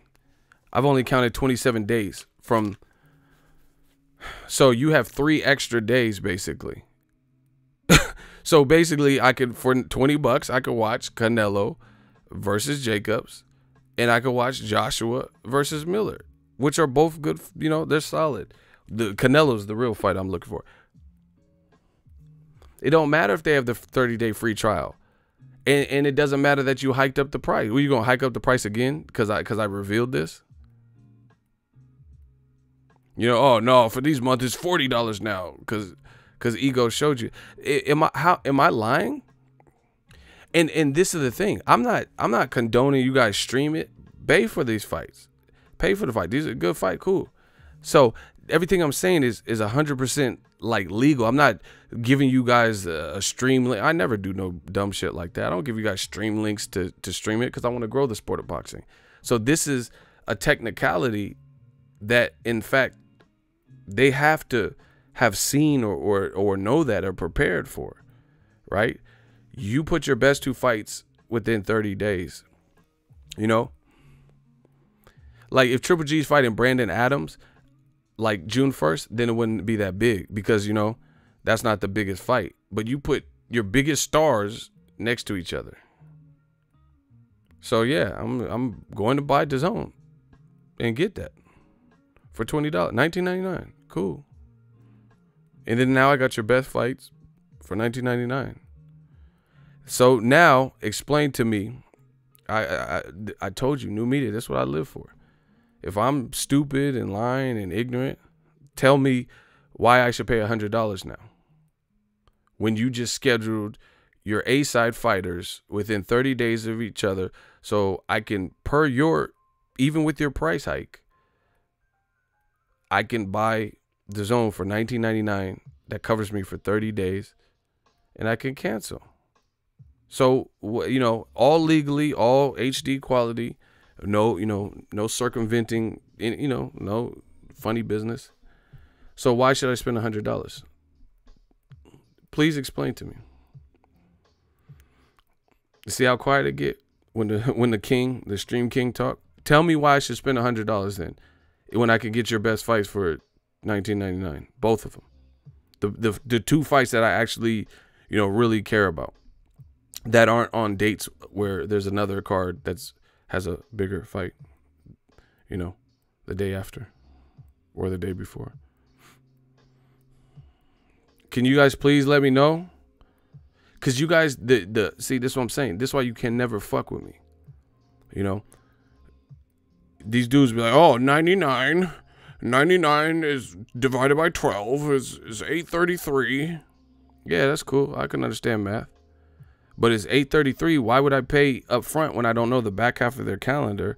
And why would I pay for it when I could get the 2 fights that I know I'm going to be available for and I know I want to see, you know, because of the divisions they're in and the fighters, and I want to support, and I can get them both for $19.99. So explain why I should spend more money. Like, why should I give them $100 instead? That's what I'm saying. I don't know who's operating this stuff or who, you know. I don't know. It's not my business, but let me know. Can somebody explain to me, since I just broke it down, why I should jump the gun and spend $100, right? When I can get Canelo and AJ fight for $19.99.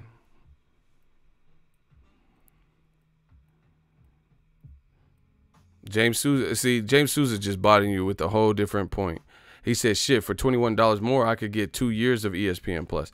That's already another, you know, that's already something else. I'll touch on that too.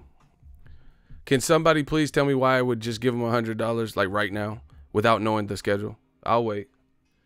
Okay, so you couldn't get Gervonta Tank Davis. Leonard Ellerby says Tank is not fighting Tevin Farmer on the app. We know Floyd Mayweather ain't coming back and fighting on the app. You couldn't land Deontay Wilder, a fighter I'm checking for. You know, you couldn't get Wilder and Joshua Dunn last year or this year. Triple G's about to fight Krusty the Clown or whoever he's fighting. So let me know. Let me know why I should jump the gun and spend $100 under the new DAZN pricing points when the best fights I want to see, that I know I'm available for, I could get both for $19.99. Let me know.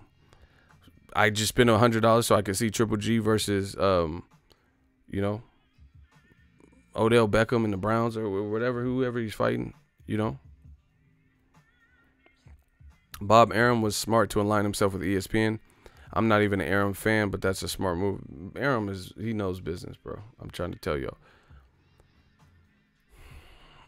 See, this is why old media can't fuck with me, because they just like, this is what happens. This is the difference between when you're a free independent thinker like myself, as opposed to just reading fan comments and the fans making this bullshit, and then you trying to appease fans by saying what they're saying.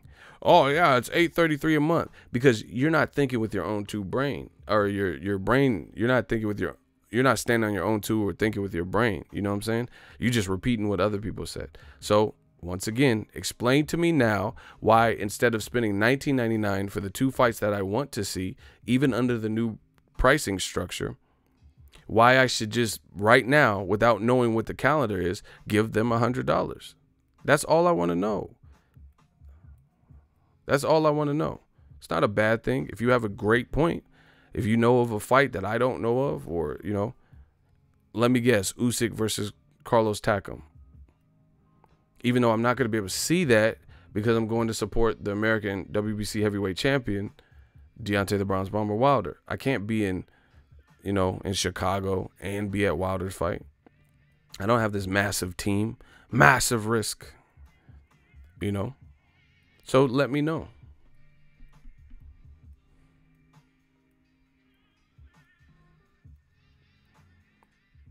Black Bruce Wayne, just give Arum his credit, though.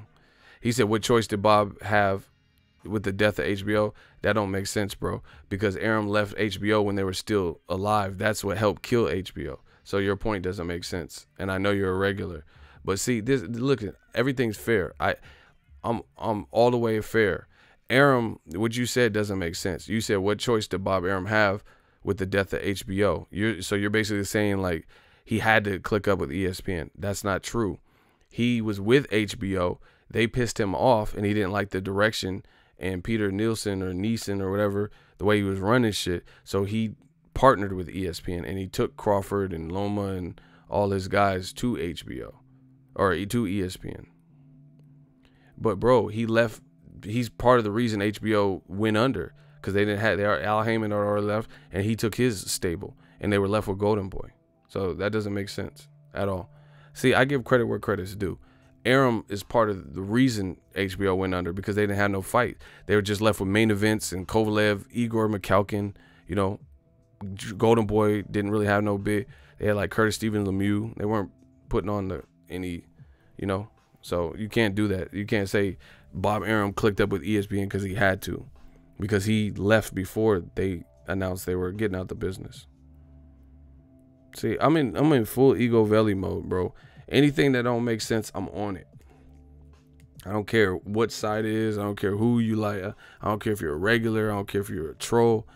I'm on everything. I'm ego valley, man. I'm on everything. It gotta make sense. It gotta make sense. Somebody said AutoZone. I'm done. So, anyway, as you can see, there's a lot of issues that Dazn is going to have to conquer. See, it's not uncharacteristic for a new business, right, to not necessarily turn a big profit in the early goings. Like, you look at my YouTube channel. I wasn't making no money. I remember when I got my first $100 check from YouTube. And I was like, oh, that's cool, because I was working a regular job. And then I got that, and I was like, oh, that's dope, you know, because it was just extra cash. So,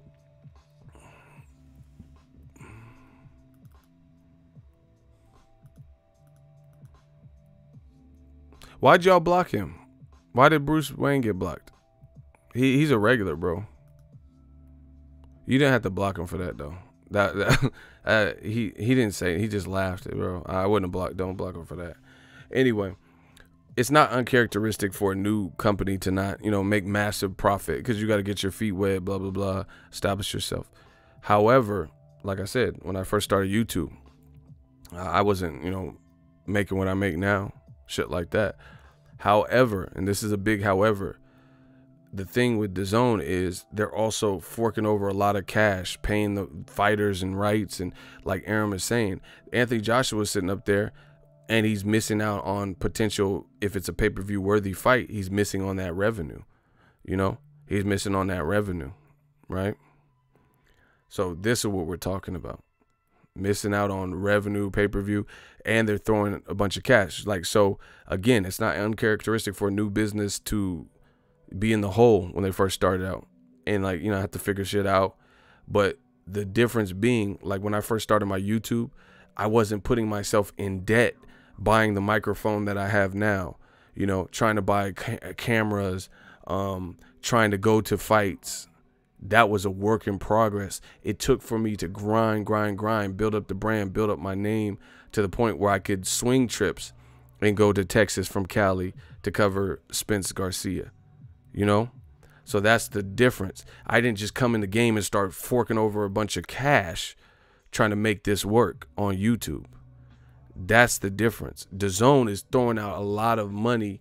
I don't care if you're a billionaire. I don't care if you're a millionaire, if you're a thousandaire. There's no business that can sustain rapid spending. Like, here's an example. See, this is what I'm saying. I told you, you didn't want to see this side. Now we're going, instead of, you know, some of the impressions and jokes, we're going to flex the intelligence. We're going to show you what we're talking about. Bro, why is everyone getting blocked? Like, what are y'all doing right now? Hey, shooters, y'all got to chill. Like, y'all just, people getting clapped. They're not even doing nothing. And a lot of them are regulars. Bro, people can make, like, really, I'm about to strip everyone's badges, bro. Because it's like, it's not even making sense. Like, I'm seeing names that are regulars and they're making jokes and stuff and they're getting clapped for that. You know? It's like, hey, how you guys doing? Clap. Like, y'all got to stop with that, bro.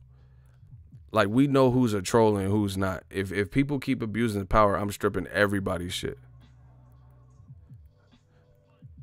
I know, but it's not good when someone else just did it because of someone else said something, and then this happens, and, you know, people keep getting blocked and unblocked.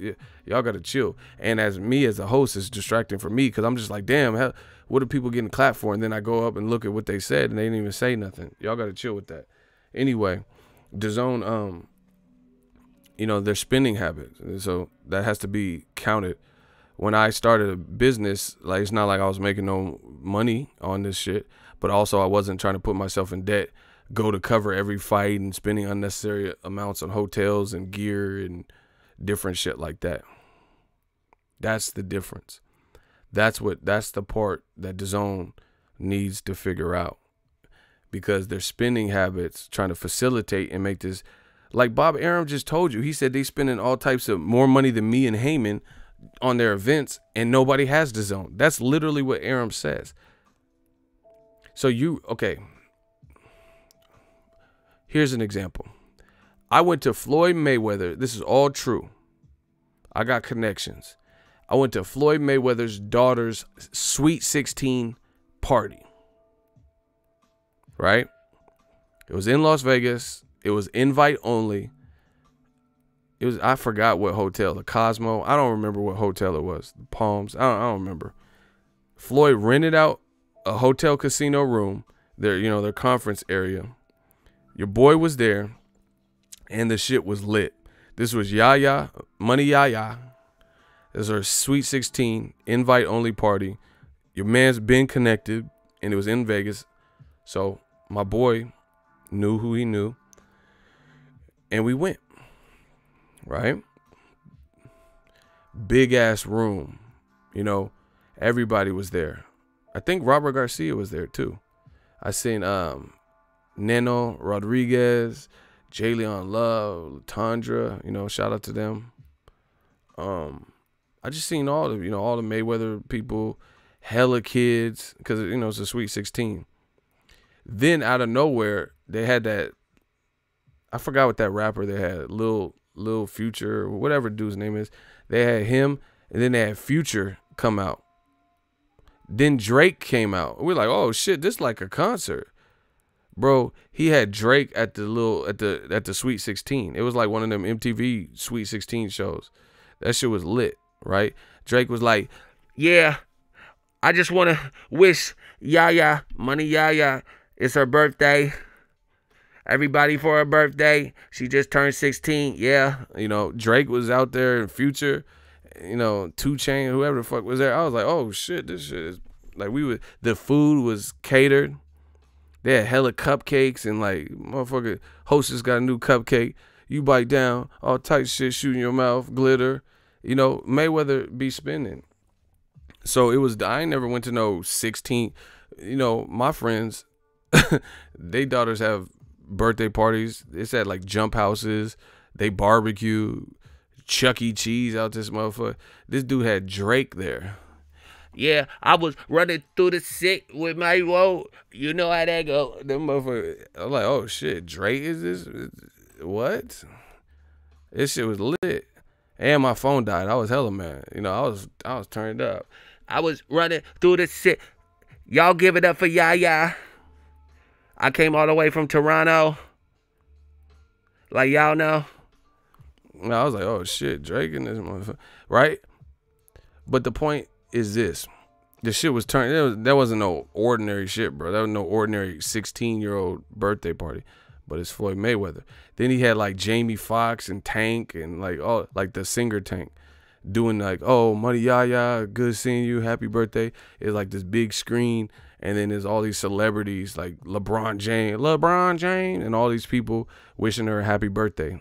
That takes effort. That takes energy to have all them people send clips and all this shit. The point I'm making is this. That was the most lit 16-year-old birthday party I've ever been to. I ain't never been to no kids party. Shit, I ain't never been to adult parties that was lit like that with Drake and hella shit. Right? That costs money. That's my point. All this shit was dead. Motherfucker Cisco and do I get the ground? Unleash the dragon. I know you know it. Like, you got Cisco and fireworks and rocket launcher and all this shit, bro. That costs money. We know that, right? Having Drake perform, you probably slid him some money or something. Whatever. Costs money. That's not free. That catering, they had like delicious ensemble, a smorgasbord, if you will, of delicious appetizing treats, like delicatessens and shit. So all that costs money. Floyd got money. It cost money, and he did that for his. That's because he has money. If anybody else were to do that, they didn't have no money. You know what I'm saying? You gonna be fuck around, be homeless, and then he bought her a car. I'm like, can I get something, Floyd? Shit. You know, she's 16. I don't even know if she got a license. I didn't have no license when I was 16. Then Money Yaya got a whip. He got her a G-Wagon. I'm like, what the fuck? Like, oh, I was about to Denzel Floyd. Yeah, okay. So you like to flaunt money, huh? You got this little 16-year-old. She got a G-Wagon, huh? Does she even have a driver's permit, huh? I'm like, what? So anyway, the party was lit. The shit was dope. He had to spend a pretty penny, like, to make that work, to make that happen, right? Oh, look, I got a part of it. Look. See, I don't be lying. This was in 2016. Devin Haney was there. That's what I'm saying. I've been connected for a minute, bro. Look. Look, this is what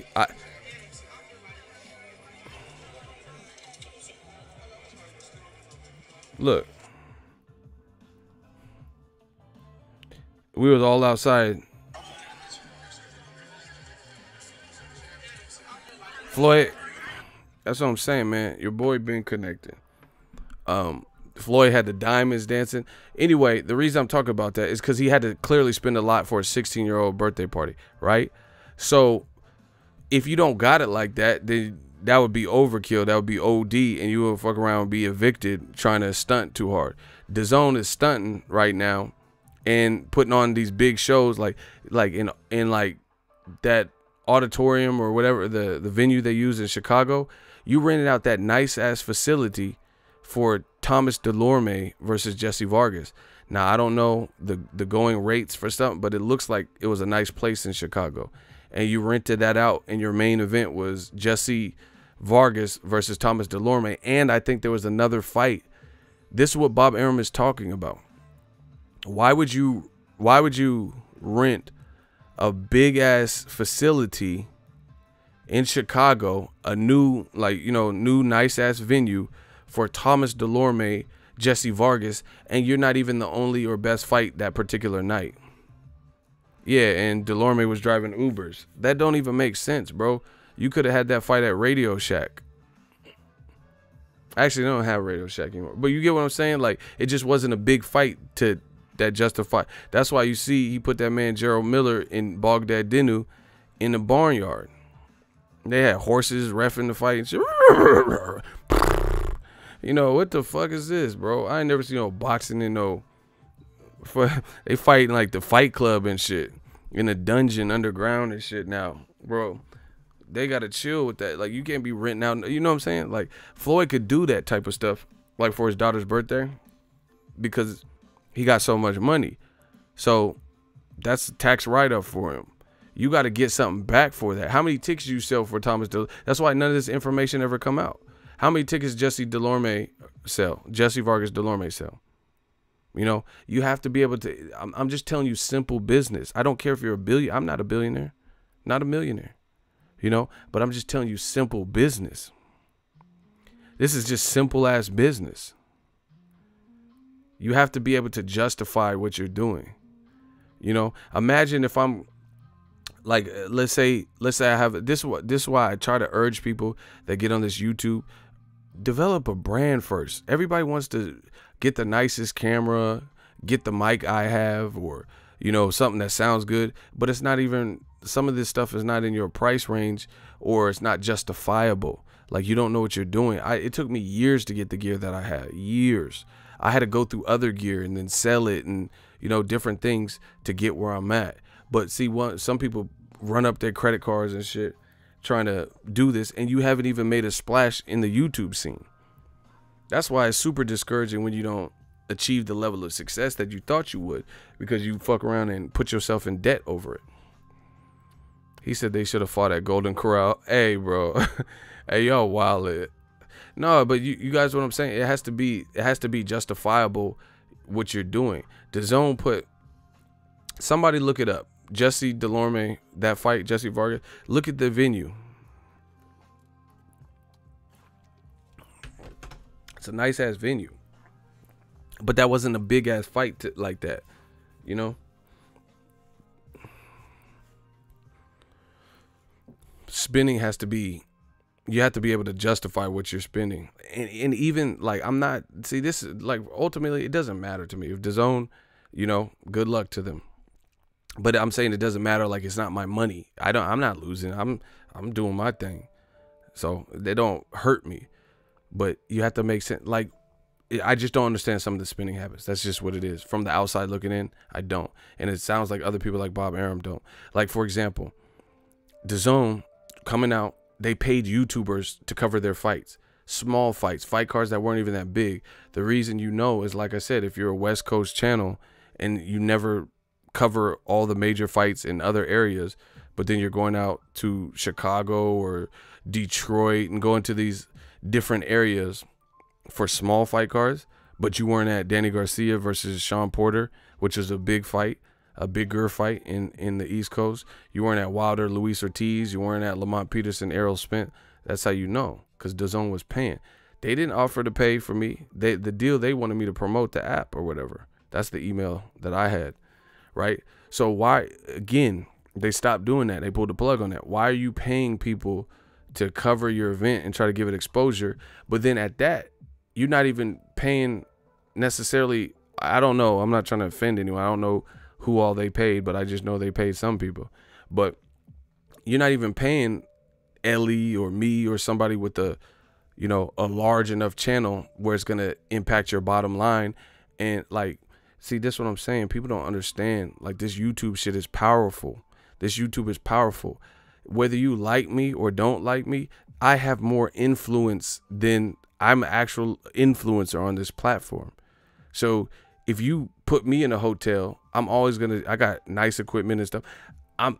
It's gonna help your event if Boxingego is involved. That's just what it is, you know, because I have a built-in fan base. I have a built-in community. This is what I've been working at for years, you know. Putting in somebody else, I mean, what type of growth? That's why you didn't even really hear about some of them fights. You know, Thomas Delorme, Jesse Vargas, because the major YouTubers had to cover the bigger fight, shit like that. And not everyone has major teams where they can be at two places at once. Business decisions like that make no sense. You guys can research it. If you think I'm lying, research it. So spending habits like that, you paying for people's flight, you paying them, like literally paying them to be there, like, or giving them like per diem and shit. You're giving people per diem and paying for their rooms and flights, flying them from, like, it's one thing if you lived in Philly or something and they flew you to New York, you know, something that you might be able to get a cheap flight. They're flying people from the West Coast to New York to cover Andre, what's the name, or to Boston or something, or Chicago or what, you know, that shit adds up. So business decisions like that, I would have spent my promotional budget different, you know, or I would have get surefire, like influencers where it could impact my bottom line. Wintrust Arena, yeah, that looked like a dope place. It looked really nice. So that's what I'm saying. You can't have these crazy, this is what Bob Arum's telling you. You can't have these crazy spending like I just told you, Bob Arum is smart. You guys don't understand. I don't know where, I'm not just no regular YouTuber, like where I just, you know, I'm not on the scene and stuff. Bob Arum, just so you know, Top Rank, they do shows in certain places. It's by fucking design. And it's scheduled. It makes sense. Here, people, let me give you a perfect example. That's what I'm saying. I told you DAZN should have reached out to me. I could help, you know. It's going to cost you, but I could help because I know boxing. I know the competitor. I know all of them, you know. I think.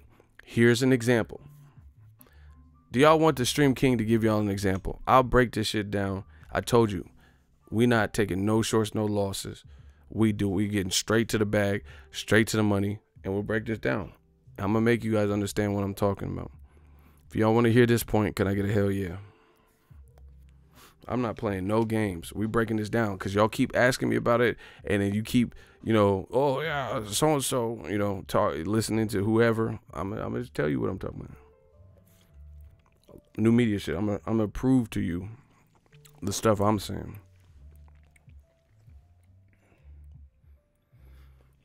Man, my allergies been bugging. Like, my fucking face feels itchy. My nose, really.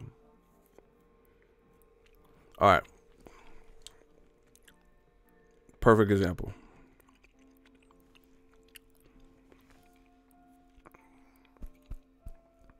Errol Spence, Mikey Garcia. It was an anticipated fight. In fact, it was the biggest fight for that particular weekend. There was no fight on Friday, Saturday, or Sunday that was more anticipated and bigger.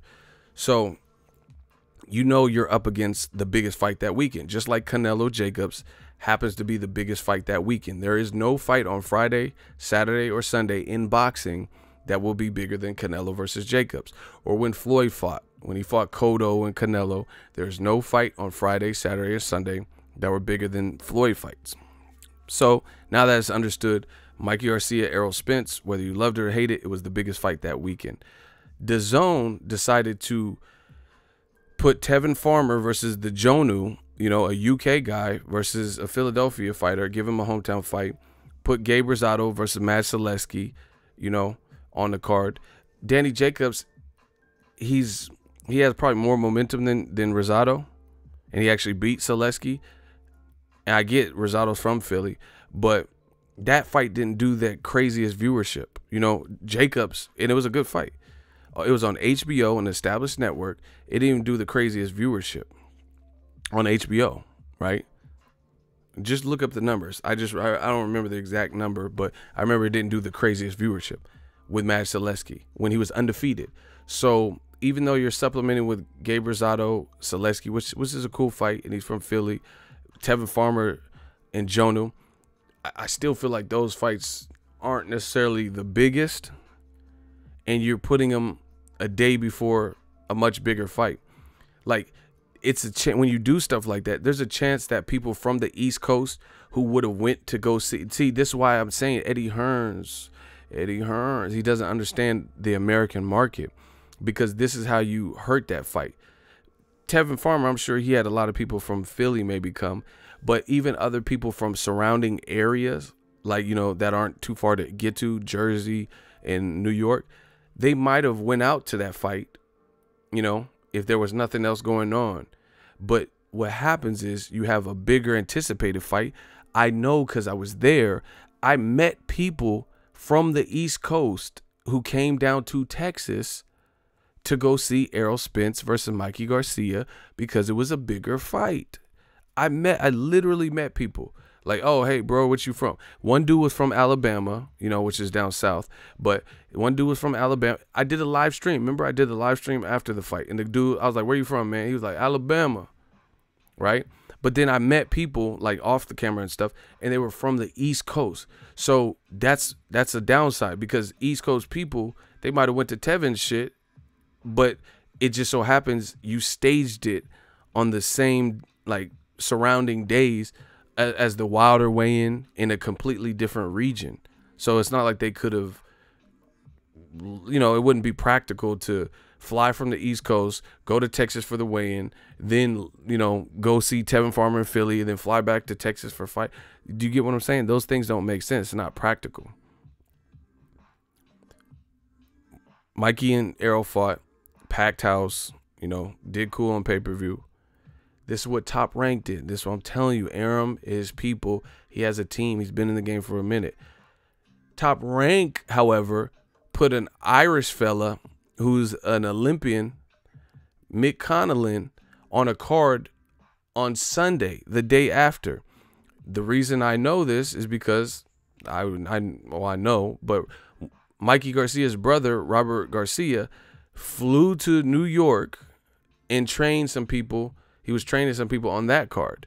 So he didn't have a time to like fly back home. He went straight to New York from Texas to work his fighter's corner.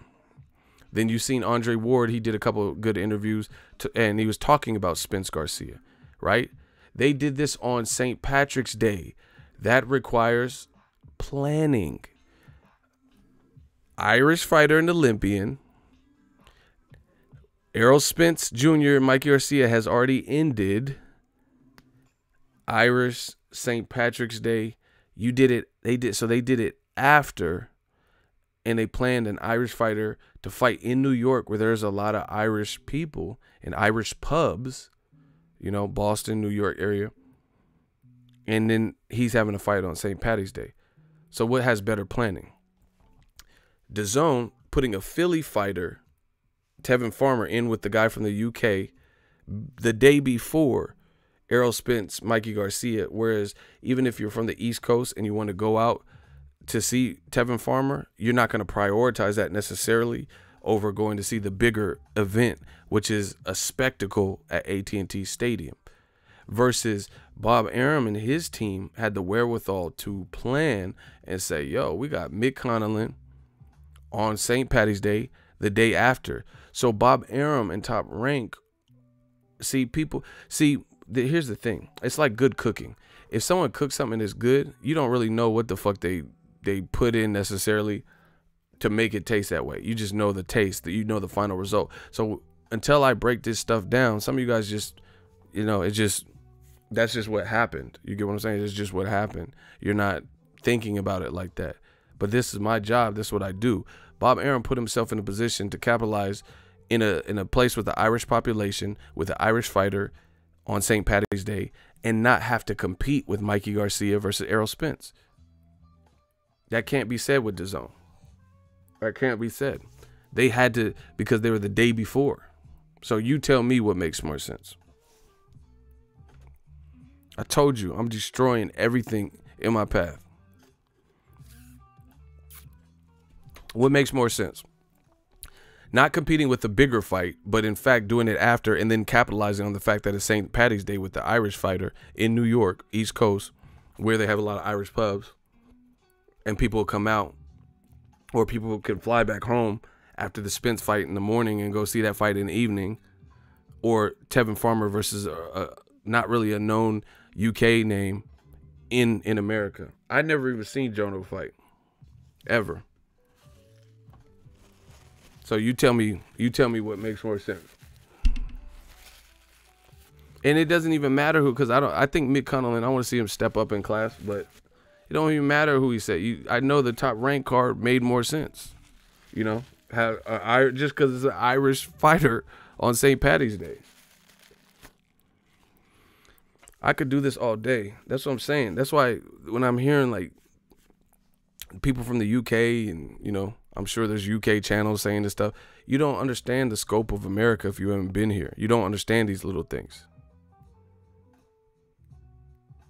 You know, that's how I know who's making proper decisions. Like, okay, I live in Northern California.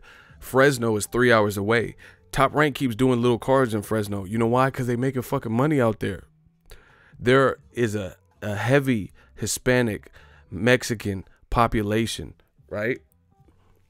Jose Ramirez is from that area. So they put on Jose Ramirez cards at the Save Mart Center. And guess what? Even if it's not like a super high profile fight that everyone's talking about, the community comes out. I've been there. You get what I'm saying? So the community comes out. So they're making more, even though it's, you know, Jose Ramirez versus Zapata or somebody, like, it's still a lot of people that come out. So you're selling more tickets out there just because he has a local following, right? They got my dude Gabe Flores and his dad, shout out to them. They're fighting the day before Canelo's fight in Stockton, but they're from Stockton. So because naturally you're going to have to compete with other promoters' dates. You know, you can't let that just back you down 100%. But they're still fighting in Stockton with a hometown fighter, you know? And it's the day before on the same coast. You know, it's like realistically, I might go to both. I might be able to go to both, you know? I might be able to, because it's both on the West Coast. I can fly to, you know, I might fly from Vegas, go to Stockton, show my love, show my support, and then I could fly back to Vegas. You know, that wouldn't, the geography wouldn't really work. I couldn't really fly to Philly, fly to Texas, you know, and then fly back. That'd be crazy. I can get from Stockton, you know, go to Sac Airport and get to Vegas in 45 minutes, you know, so it just depends on the price points and, you know, that type of stuff. But it's definitely more doable than flying from Cali to Texas, Texas to Philly, you know. So I'm trying to help promote boxing. I'm trying to help cover. And I know people with Dazn. I know people who are with other promoters. But you even from a media standpoint, you got to make it somewhat competitive. I mean, somewhat convenient, you know what I'm saying? I couldn't cover the Tevin Farmer fight if I wanted to because it would have been too hard to get to. And then like Usyk, he's a good fighter. Don't confuse. See, you can't confuse skill with popularity. There's a lot of skilled guys. I don't mean you're popular. You know what I'm saying? Usyk is a fighter I respect. He's a good fighter. He's a gold medalist. He impressed me with the Tony Bellew knockout, just how he did it and stuff. He impressed me in the Gassiev fight, those fights, right? The World Boxing Super Series. But that doesn't make him a household name and staple. Dazn has him, right? But the thing is this. Why would you compete with Wilder, who has a lot more traction in America? And you know, there's a lot of hoopla about Wilder not taking 100 mil. That's all good. That's all press for Wilder. You know, people are interested in Wilder. Why would you put Usyk versus Carlos Takam May 17th or May 18th in Chicago? You know, and again, directly compete with that. Versus Top Rank, listen, in Golden Boy, I remember go do your research. I'm the boxing encyclopedia. I remember all this shit in the top of my head because I remember me and my brother watched it. Top Rank had an HBO pay-per-view. Sergio Maravilla Martinez, right, versus Julio Cesar Chavez Jr. Fantastico, right? That was in Vegas, MGM or wherever. At the Thomas and Mack Center, or also in Vegas, Showtime ran a card, non-pay-per-view. And they put Chino Maidana versus Jesus Soto Carras, his first fight with Robert Garcia. That was like one of the co-features. It had a couple of other names. And guess who was the main event? Canelo Alvarez versus Josecito Lopez. So the thing is, yeah, you split the crowd, but you at least made it somewhat competitive in the contrast of fights. There might have been some people who wanted to see Canelo Alvarez and Josecito Lopez card more. There might be somebody, you know, or some people wanted to see Chavez Jr. versus Sergio Martinez, you know, so you at least made it like kind of competitive. What DAZN's doing is like, it's a no-brainer, like Justin Bieber said. It's a no-brainer what the bigger card is. That's what I'm saying. DAZN they have to be competitive. You would be a fool to go up against Canelo versus Jacobs, you know, and expect to make a lot of profit. But that's far and few in between. There's more fights that aren't Canelo and Jacobs that they're being trumped by the bigger fight than the opposite way, you know. But like I said, at least if it's kind of like, okay, what do you want to watch? Chavez Jr., who has discipline issues, and Martinez, but it's a big fight, Sergio Martinez. Or you can go down the street and watch Canelo. So I'm sure both arenas had some good traction or whatever, good traffic. Because Canelo, you know, even at that point was still a star. You know what I'm saying? But what DAZN's doing is like, Wilder in Brazil on Showtime, plus PBC typically has put some better, more feel because they have the bigger stable undercards on. Or Alexander Usyk versus Carlos Takam. I mean, come on, like even like I said, as a media member, you got to make it kind of convenient. Let's say Ellie, right? You think Ellie's gonna not go to Mikey Garcia and Errol Spence to go cover a DAZN card with Tevin Farmer and Jono? I'm just being real, like just as a media member. You know where, because I seen the media member. Everybody was there. Blue Blood Sports, he's from New York. So it would have been quicker for him to get from New York to Philly to go see Tevin Farmer fight. But he didn't go. That's what I'm saying. You guys don't get it. You had people from New York and LA and me. I'm from up north in Cali. And they all went to the Errol Spence shit because I seen them. So you know the business decisions have to make sense, you know, and the other thing is, DAZN's like, oh, where it's at, we got all the money, but it's not even making sense. Like it's kind of doing a disservice to your fighter. It's doing your disservice to your fighter if their events are being overshadowed by someone else's. Same thing would happen when Broner fought Pacquiao. I'm there. I'm in. That's easy for me to get to, being a West Coast person, but I cover fights on the East Coast. I've covered Crawford fights in the Midwest. I cover Broner fights in Cincinnati. So I'll go wherever the big fight's at, you know, as long as they give me the credential.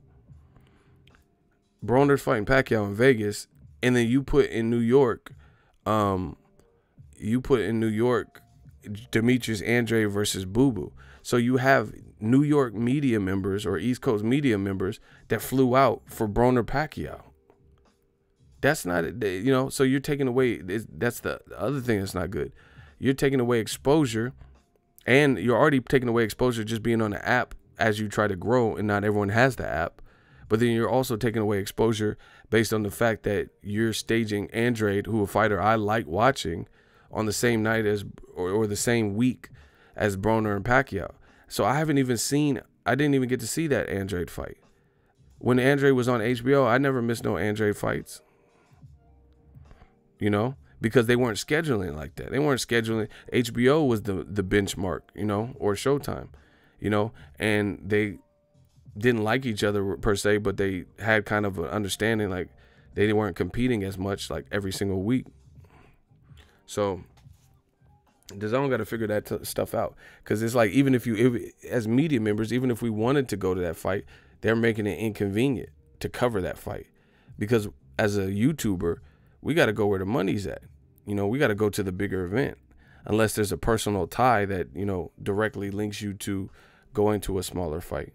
You know, there's been tons of fights in the Bay, and I had to miss them, not because I don't love and respect the Bay and want to give back, but how can I stay in the Bay and Andre Ward's fighting Kovalev? That actually happened. That's a literal one. There was a Bay Area fight that week.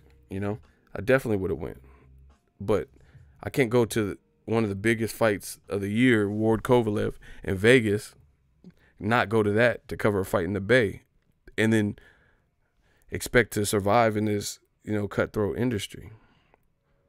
So DAZN, you know, they can make it convenient by doing some different scheduling. Here's another, bro. I got this all day, man. I told you these dudes ain't fucking with me. I got examples. That's what I'm saying. What DAZN, they should ask your boy. I got the knowledge. Listen, it's inevitable that occasionally you're gonna have conflicting cards, but at least if that is the case, do it smart. Case in point, Top Rank has a card, right? Top Rank has a card with Amir Khan, Terrence Crawford. That's on pay-per-view. Al Heyman has a card April 20th, that same day. They were talking about putting it at the Barclays, but they moved it to the West Coast. Smart move. That card is Danny Garcia versus Adrian Granados. The benefit to doing that is this. Now you don't have two fucking fights in the same vicinity, in the same state or city, you know, because then now you force the public to locals to decide and pick. So, you know, you have to hope your fight is competitive enough. However, if it's in LA and one's in New York and they're both solid, you know, especially if one's on pay-per-view and one's not, then some people from LA will be like, oh, Danny Garcia versus Granada, that's a good fight. I'm going to go to that one. You know? And then some people in New York are going to be like, nah, I'm just going to watch Terrence Crawford. That's my dude. You know, I love Amir Khan. I'm going to go watch him. But it's on different coasts, so that even makes more sense. But when these companies, like, you look at it, HBO has way more subscribers. Bro, I'm a boxing encyclopedia. Let me get them. when these companies go tit for tat in the same city, in the same vicinity, or, you know, it just becomes harder. I remember when Deontay Wilder fought Luis King Kong Ortiz, big anticipated fight. That was on Showtime, regular Showtime. HBO put Sergey Kovalev, coming off Andre Ward 2 losses, you know, and having one fight and becoming a champion. They put Sergey Kovalev versus Igor Mikhelkin. Why would they do that? Why did main events do that? You know, Igor Mikhelkin, who is that? You can't compete with Wilder versus Luis Ortiz. And then they were both in New York, and the UFC was on that night. So you get what I'm saying? You're cutting into your profit, because some people in New York want to go to that UFC card that was there. Some want to go to the bigger fight, which is Wilder versus Luis Ortiz, because that's the more anticipated fight in boxing. And you sitting up here on HBO with Sergey Kovalev versus Igor Mikhelkin. And if you look at it, the numbers for Sergey Kovalev, Igor Mikhelkin, did considerably less than Wilder Luis Ortiz, which did over 1 million on Showtime, despite the fact that Showtime has a lot less subscriber base than HBO. Business. So, like I said, Al Heyman, smart. Bob Arum, smart, for the simple fact that, yeah, they compete with cards like Crawford, Khan, but that's on the East Coast. Al Heyman found out about, you know, PBC found out Khan and Crawford are fighting over there. Didn't want to directly go up against that with their fight, so they took it to from the Barclays, where that's their home. You know, you don't want to have one in Barclays and one in Madison Square Garden, because now you're decided, the public, the locals have to decide what they like more. So you take it out of the equation, and then you make money with Californians, you know, with LA, because now, being from California myself, there are people who are, if you live in LA, Danny Garcia, Granados, that's a solid fight. So are you, you know, you might make the choice to fly to New York to go see Crawford Khan, but you have a good fight happening in your city. You know what I'm saying? Same thing with New York. If you're like, man, I can go see Crawford Khan in New York, I'm not flying to LA to see Danny Garcia versus Granados. So you can pretty much capture the locals in each event.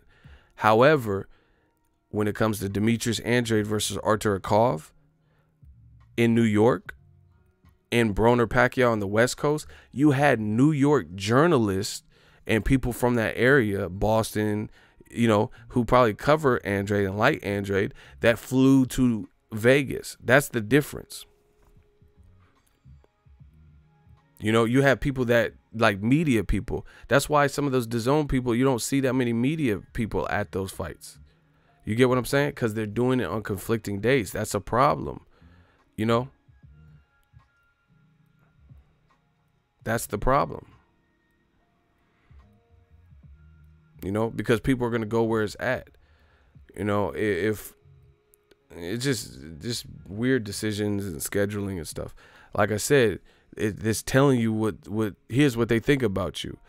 You have a fighter who's from Rhode Island and a good fighter and a champion on the East Coast fighting Artur Akov, and then you have people from that surrounding area flying out to the West Coast to go see Broner Pacquiao, and you guys say Broner Pacquiao shouldn't be on pay-per-view. That's why I said men lie, women lie, numbers don't. So you guys can say whatever you want, but DAZN has some real tough decisions, or like whoever's making the scheduling decisions, they're gonna have to look at it. They're gonna have to look at it intently. Like I said, they got a fight with Canelo Jacobs. Nobody's fucking with that fight. So it don't matter if you put it on the East Coast, West Coast. That is the biggest fight for May 4th. We know that. But, you know, if you put, like, let's say hypothetically, let's say Triple G versus Camille, blah, blah, blah, and then Brandon Adams goes to fight Charlo in Houston, then there are going to be some people who would probably rather see Charlo versus, I would say more. What would you guys, I'll ask you guys the question. The guy with 4 knockouts, Camille Cizaril or whatever his name is, with 4 knockouts, that was rumored and ranked to maybe fight Triple G. If he fights him on DAZN, let's say in New York, or Charlo versus Brandon Adams, what would you fight? What would you watch? What is, like, more important to you?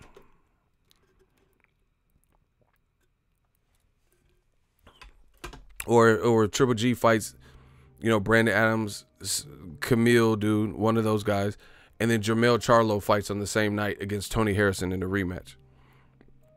I mean, that's what I'm saying. DAZN spent all this money on singular fighters, and it doesn't matter because you still need a dance partner. Because if you have Triple G fighting some bullshit that nobody wants to see, I want to see Charlo versus Tony Harrison more than I want to see Triple G versus a guy that I don't want to see him fight, like a lower level opposition. If Tony Harrison and Charlo fight on the same day as Tyson Fury versus Tom Schwartz, then guess what I'll be watching? Charlo. That's boxing. If Top Rank has the best card, if PBC has the best card, if DAZN has the best card, that's what the fans are going to watch. That's the reality of it. I mean, so Tom Schwartz and Tyson Fury, or Jared Swift Hurd and Julian J. Rock Williams. What fight do you care about more? And Jared Hurd, Julian Williams is a solid fight, but it's not even the biggest fight that could be made.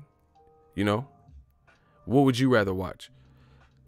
Tyson Fury, Tom Schwartz, or J. Rock and Jared Hurd? Charlo versus Tony Harrison. So, I like I said last year, I continue on this year, the matchup is what's imperative. People don't care what network and all that. We boxing fans. We gonna go to what the fuck sounds more interesting to us. Period. So, advice to DAZN, not that I'm in a position to, I'm just, a guy with the YouTube. My advice is you got to get it cracking. You want to make an omelet, you got to crack some eggs. You got to put Triple G in there tough. Whether you want it, whether you want to try to keep him looking good for Canelo, as a business, it's imperative you do that because it's all about competition, It's all about competition. And so if you're not putting on the best and biggest events, it don't matter what the price point is, good or bad. It could be 20 a month, 5 a month. If you're not putting on something competitive, you're not getting the value to the customer, then it is what it is. So overall, that's my thoughts on the whole situation. I know a lot of people were like, oh, yeah, you don't know what he's talking about. There's a lot of people in the UK jumping in because they're trying to help Eddie Hearns and shit, but you're not qualified to talk about American pay-per-view when you've never had to buy one American pay-per-view. You've never been in America and watched a pay-per-view. So how you going to tell me, oh, $833, that's a great deal? You don't know it's a great deal. And I've already broke this down. Listen, my 1999 gets me Canelo Alvarez and Anthony Joshua. I already talked about it. It's within 30 days. So I gave him $20. If later in the year I decide to give them $100 up front, guess what? Now they have $120 because I paid on a month-to-month basis plus $100. So what they're saying is $100 a month, unless you commit right away and you don't delay and you don't buy any other monthly installments, I guess you could say, then you're getting the $833 price. They're not, so that's not fully transparent. Everyone keeps saying this $833 number, but if you buy 1 monthly installment, 2 monthly installment to watch Sorong Vasai and El Gallo Estrada, Canelo Jacobs and fights like that, Triple G, that's three monthly installments at $20 a pop. That's $60. And then later, let's say you're like, man, I might as well go ahead and spring for the annual. You already gave them $60 on individual monthly installments. Now you give them $100. In 1 calendar year, you've given them $160. So people running around not thinking, not use your brain, not using your own brain, quoting this $833 shit. You're simply taking $99.99 or $100 and dividing it by 12. But that's not the reality of it. Unless you do no. Listen, put it this way. Unless you've never had DAZN for any, if you've never been billed for DAZN, that's the only way it breaks down to $833. But the reality is, a lot of people have bought DAZN for the first 3 months under the old pricing, $10 a month, right? That's $30. January, February, March. That's $30. And then you give them $100 for the next 12 months. You've given them $130 for a year. Right? Because they just came out with this price point. So if you've been being billed, so this $833 mythical price is really not accurate unless you're from a completely clean slate.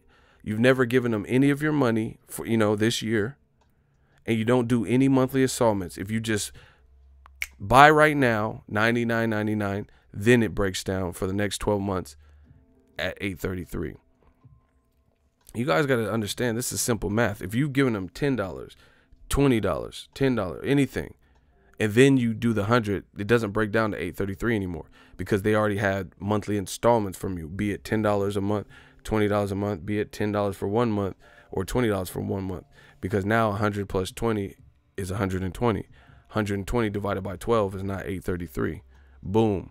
Simple math. I told y'all, you're not fucking with me. So Dazn, to me, is kind of in a pickle. They're more expensive than their competitors. ESPN Plus is charging $4.99 a month. That's 5 times per month. That's 5 times, and they're not giving me 5 times the value, as ESPN Plus. Even Showtime is cheaper, $10, $13, something like that. That's cheaper than that. And they have a variety of things outside the realm. They got like talk shows and just different movies and shit outside the realm of just sports. So it just depends on what's of value to you. But, Dazn at that price point, with scheduling fights on other people's dates, with scheduling Canelo and Joshua within 30 days of each other to the point where you only have to pay $20 and you can watch both of their best fights, with not putting Triple G in tough, with spending so much money on each fighter. This is what Bob Arum's telling you. This is what I've been telling you about. That's what they're going to have to figure out. They're going to have to figure that type of stuff out to turn profit, because I don't care if you're a billionaire, you won't be one for long if you just spend money and lose. You look at Scott Storch. He has an interesting story. He was working with Dre. He was producing all the hits for the summer. He's a producer. Look it up. But he was also doing drugs. He was also spending money on houses and Miami Beach vacations and buying yachts. So guess what? That money gets sucked up. Nicolas Cage, another person. He was on top of things. The Rock, and doing top blockbuster movies, but they said his spending habits were out of whack. So, it don't matter if you popping or whatever. It just depends on how you budget and how you manage, because you won't be balling for long if you don't make the right decisions and become profitable. That's any business, including mine. Okay, put it this way. How am I going to keep covering fights, not getting a job, and then I get 100 views and I'm making no money from those 100 views? How can I do that? How can I sustain this? Doesn't make sense. Shout out to Cursor. These dudes be trying to find the simplest breakdown just to protect. Oh my gosh. I like how you're wording this. Shout out to my dude Cursor, because you're summarizing it beautifully. He said, these dudes be trying to find the simplest breakdown just to protect and defend anything UK and don't even think about it and don't know about US marketing or planning. Beautiful comment. That's what I'm saying. And they're not qualified. You're from the UK. You cannot tell me about American pay-per-view when you have not been subjected to one. You're like, that's a ripoff. Everyone would rather spend $833 a month. That's not how this works. And you've never even bought a US pay-per-view. You can't even get Dazn. So don't tell me what a value is. How you going to know what a value is? That's like when you haven't been here. That's like, let's say you don't like the president or something, and then someone from the UK is like, Donald Trump's not that bad. You don't know. You don't live here. You don't know what the problems that's been created. You just know what you hear on the news and shit. That's how these boxing fans are. A lot of them, you never step foot on American soil. You don't know. These are American problems. You don't know what the fuck we doing over here. You don't know how it feels to buy pay-per-view and which ones, and stop it. So, like I said, the internet is a powerful place. It's a big place. You got to be careful where you get your information from. you see it. You see fighters shouting me out. You see fighters talking to me, you know? Like, I feel at this point I'm definitely qualified to talk about this game. And you see the accuracy of a lot of what we say. And I say it when it's not popular to say. They're saying stuff like, oh, yeah. This the real deal. This the real deal. Shout out to Easy Work. Shout out to Big Dog Willie, $5 super chat. Ego, do you have any idea why UK boxing fans care more about Eddie Hearn's promoter than AJ the boxer? That's my observation.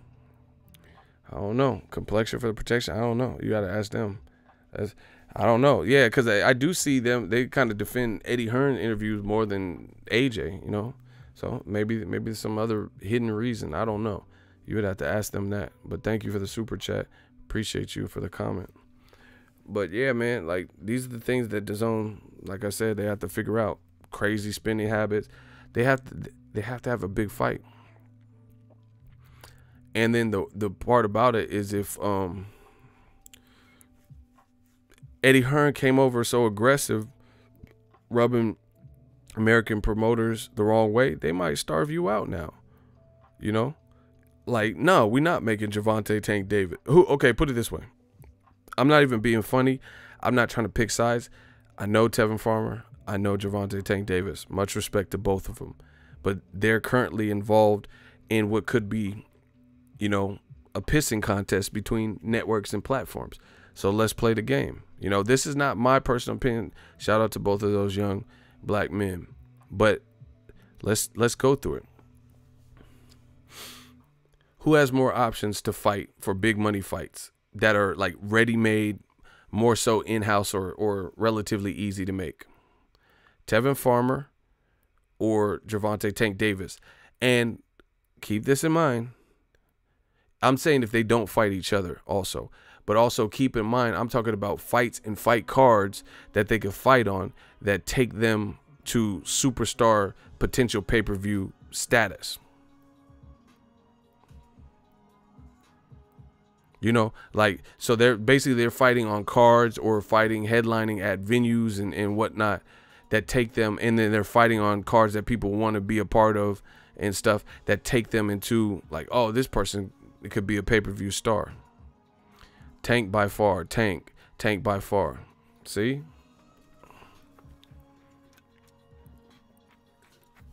Tank by a landslide. Here's a little fun fact. And I know this from sources I won't tell you, but source close to the situation. They're trying to make Tank versus Leo Santa Cruz a reality. You know, Abner Modis, he's doing lights. He can't spar now, so I don't know if that will come back around. But it looks like they have their eyes set on that in the future. It's a good fight. You know, I don't know if Leo Santa Cruz is struggling to make weight, but he said he's down for it after he won his last fight. You know, Tank will be down for it. That's a big fight. Put that in LA. Oh my gosh, that's a big fight. You know what I'm saying? Meanwhile, Tevin Farmer, Eddie has him fighting Jonu. That's not, you know, he's gonna show you his skills, but it's not gonna show the world what he's bringing to the table at the elite level, like blockbuster wise. You get what I'm saying? Especially when you put it ahead of Mikey Garcia, Errol Spence, so some people missed it. No, not for July. Tank's July fight is a Baltimore fight, so it's probably, you know, I would say, I don't know, but I would say it's probably more of a, that fight wouldn't be Leo. That would probably be more of a journeyman. You get what I'm saying? So, you know, Eddie Hearn rubbing promoters the wrong way is not a good look when you're the foreigner, you're the stranger to this marketplace, because they could stall you out. And if they don't send Tevin, if they don't send Tank to if they don't send Tank to DAZN, like Leonard Ellerby has pretty much been on record saying, then Tevin Farmer, who's he going to be fighting? You know, the best fight on there is probably Bearchelt, because he's with Golden Boy, I think, or maybe Cancillo. But that, I mean, that's a good fight. But does that get him to the superstar stages of the game? You know, they're paying him whatever they're paying him. That's cool. But does that make Tevin Farmer a star fighting Cancillo? You know? That, like I said, we'll see. We got to see. And on top of that, you have to consider, you have to do this. You have to make stars on a, you have to make people stars on an app that not everyone has.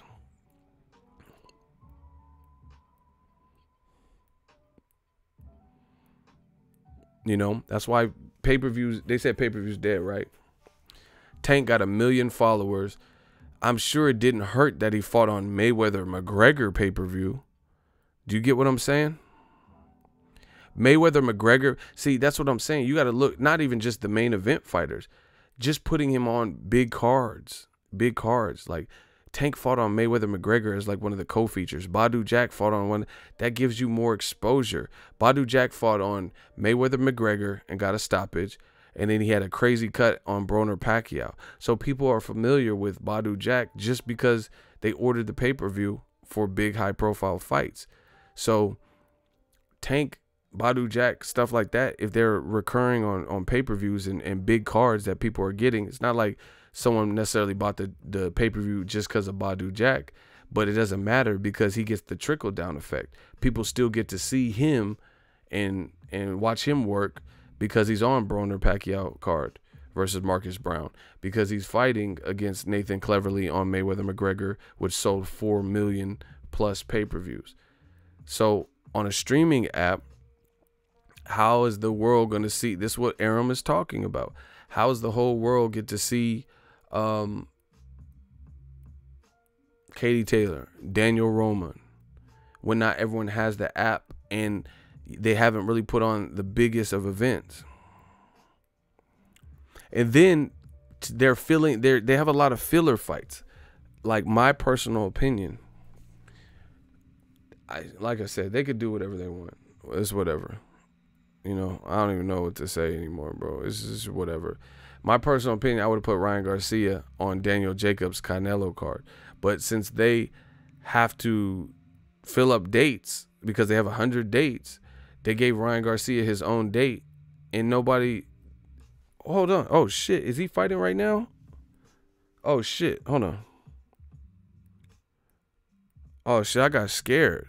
Okay, so that's the thing. Ryan Garcia fights in 2 days. Man, I got confused. He fights in 2 days, and I haven't really heard much from Dazn or anything. I haven't really heard much about the fight. You know, have you guys heard much about Ryan's fight? And he's a guy with a lot of fan base, like 1 million people. That's what I'm saying. It's not as easy as you think being on an app without no network backing you. I didn't even know Ryan fought in 2 days, laughing my fucking ass off. See? That's what I'm saying.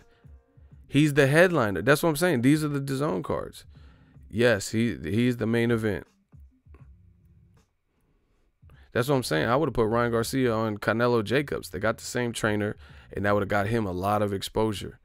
But they're filling up dates. That's what it looks like. You know, you put him as the main event in a fight with the guy he's fighting.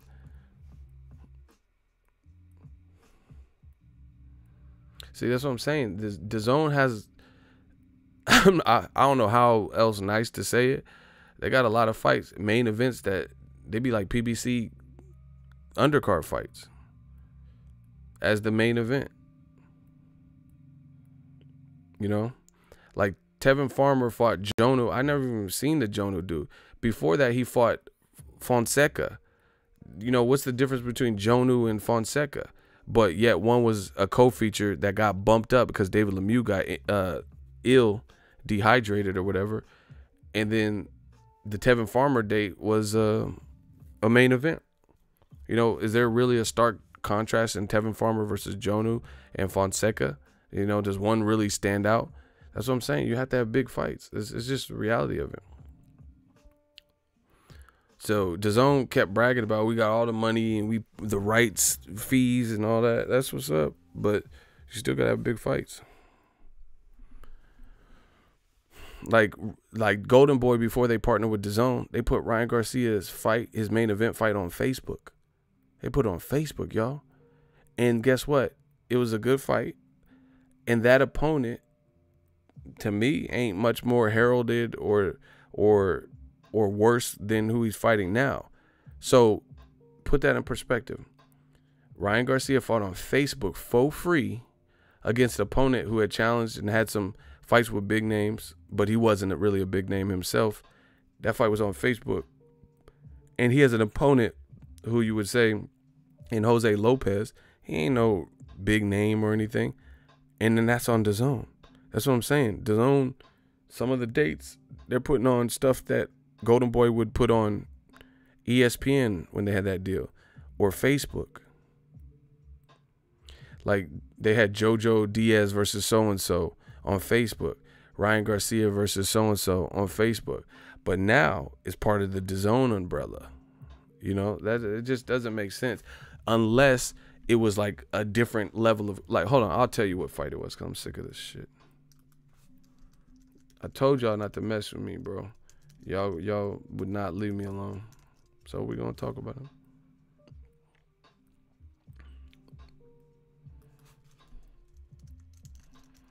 Hold on.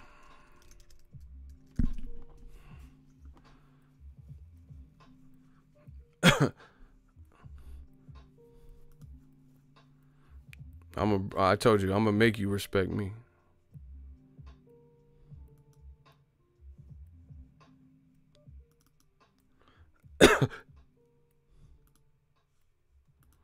Okay.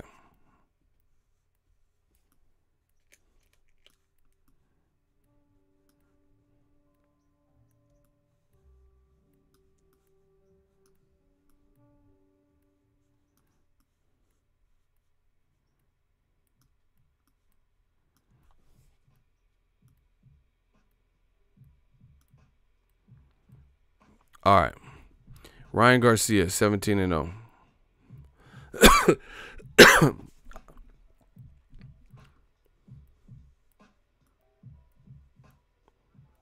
Okay. On Dazn, in 2 days, he's fighting Jose Lopez with a record of 23-1. This is who he's fighting. On Dazn, in 2 days. 23-1. He's been knocked out before. He fought Jonathan Oquendo. So he's, oh, wow. He's coming, oh, wow.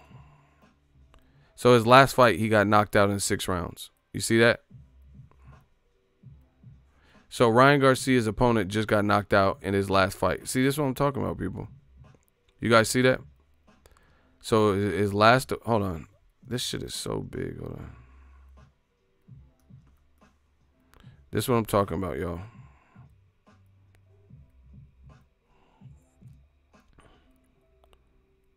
Okay, so Ryan Garcia is fighting in 2 days. And see, I'm not mad at Ryan Garcia. He's, you know, he's developing. This is who they're putting him in with. That's part of the journey. But I'm just illustrating. This is a main event. Ryan Garcia is the Dazn at Fantasy Springs Casino in Indio, California. He's the main event. It's supposed to be sold out. He's fighting a guy in Jose Lopez who's coming off of a stoppage loss, right? And before that, he beat Miguel Angel Gonzalez. And then before that, he lost a decision to Avery Sparrow. He fought Orlando Cruz, who I think is LGBT. Like, that's, yeah, I'm pretty sure he's LGBT. And look, he don't have that many fights, right? Case in point, Ryan Garcia fought on Facebook against Carlos Morales right here. Look at his record. 17-4-3, right? And one of the things is because he lost to Garcia and he lost to Rene Alvarado. But when Ryan Garcia fought him, obviously his record was 17-2-3. So Golden Boy had Ryan Garcia fight Carlos Morales in September last year. I watched the fight. This fight with a guy, Carlos Morales, with a record of 17-2-3, was on free Facebook. His last 2 fights have been on Dazn. Canelo Fielding, he fought a guy 19-3-0. But this is important. Carlos Morales was a fight on Facebook with a record of 17-2-3. And now this is a Dazn fight. This guy has a similar record, 23-1. You know, that's not a far cry from 17-2-3. But the difference is Carlos Morales, you know, was a fight on Facebook. Now I have to have Dazn to watch Ryan Garcia.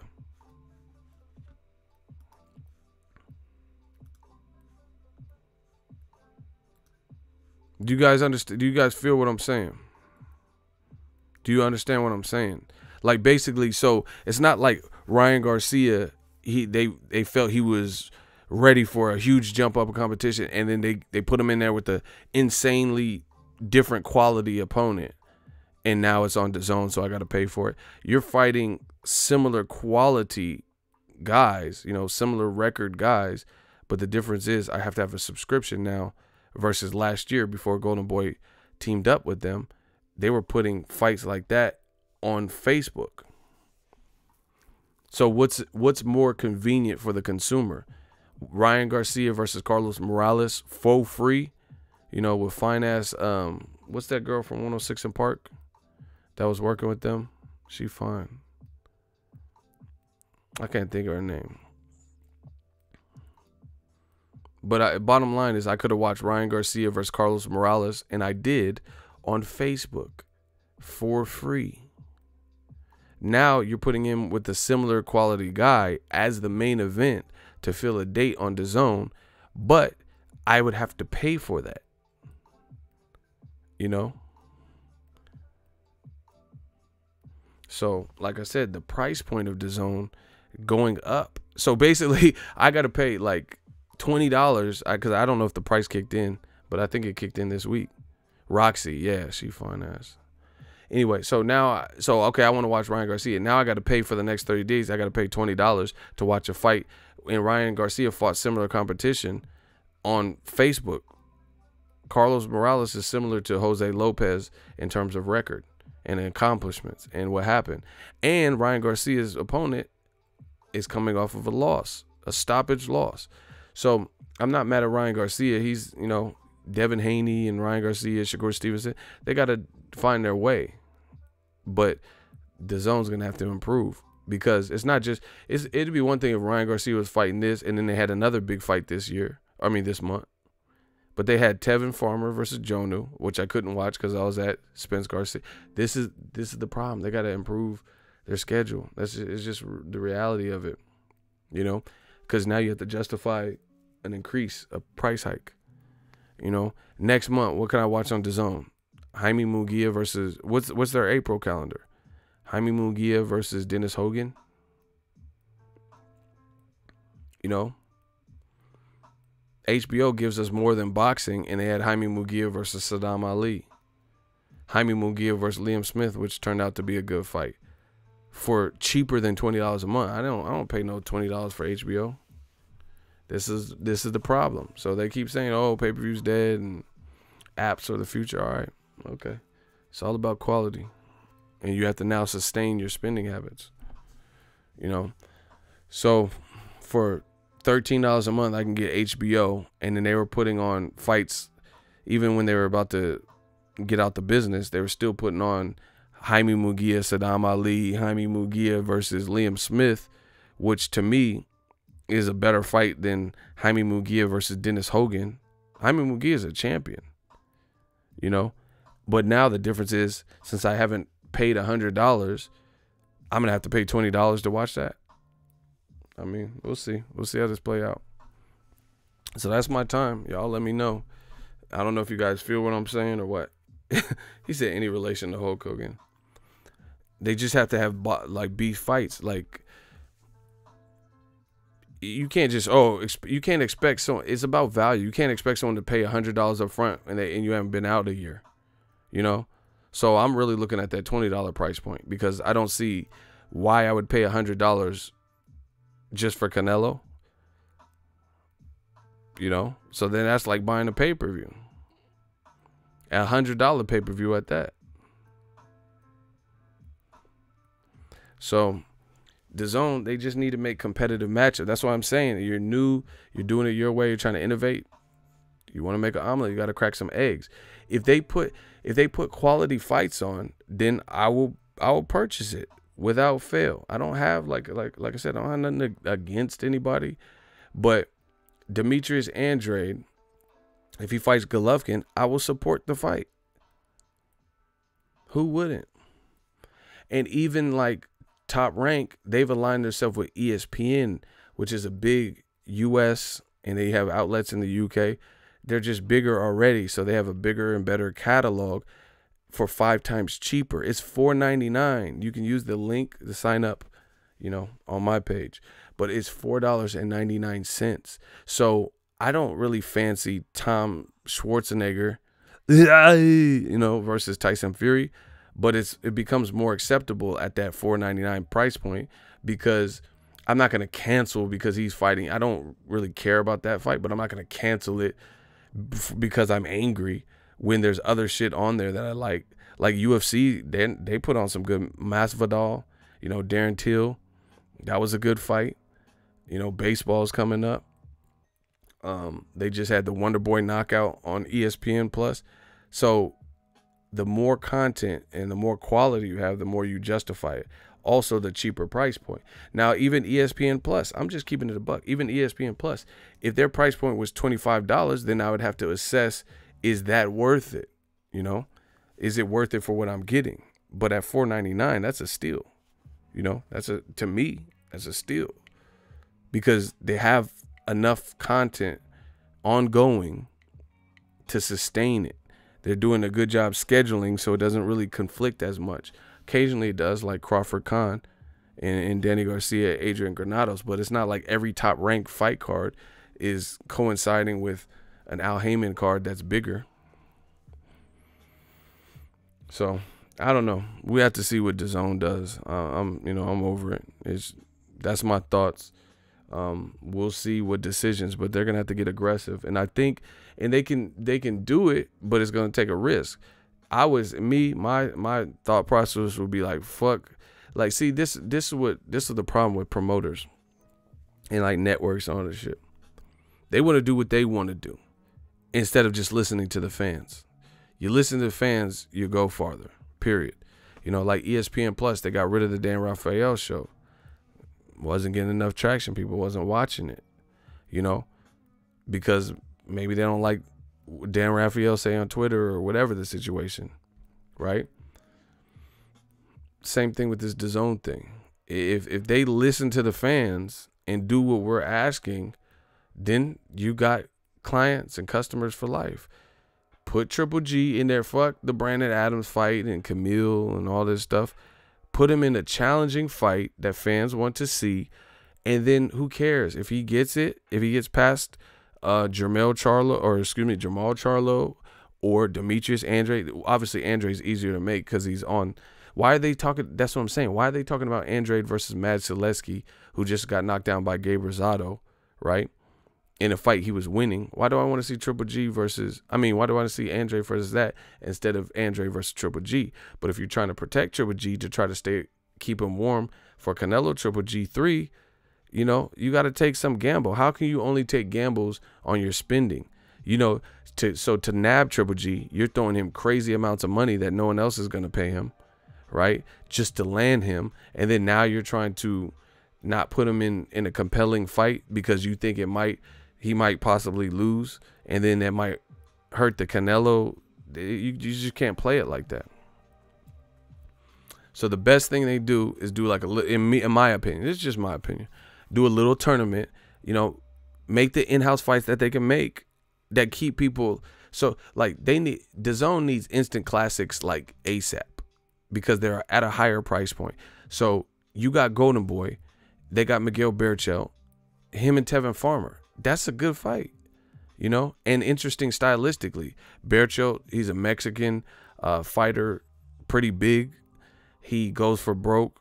He's powerful, throws a lot of combination punching, like his fight with Mickey Roman. Then you look at Tevin Farmer, he's slick. Tevin Farmer got good movement, but he's also offensive and stands his ground. That'd be a good fight, Triple G versus Andre. These are fights that they could pull the trigger on. So if they refuse to pull the trigger and, you keep putting Tevin Farmer with Billy Dib and Jonu and Akusaki and, and Jaime Munguia, instead of like really looking like Vanes Martirosyan is begging for Al Heyman to let him back and all this shit. him versus Jaime Munguia is still, at least to me, better than this Dennis Hogan guy, because I don't know about Dennis Hogan. You know, see if you can get an Erickson Lubin versus Jaime Munguia. I would watch that. You know, so they just have to pull the trigger on some tough fights. They need an instant classic. Name one instant classic you've already watched on DAZN. I'll wait. I'll let the fans run the channel. Name an instant classic you watched on DAZN. You know, it's like, oh, this is my go-to shit. You know, where you even wanted to watch it more than once. I'm being real.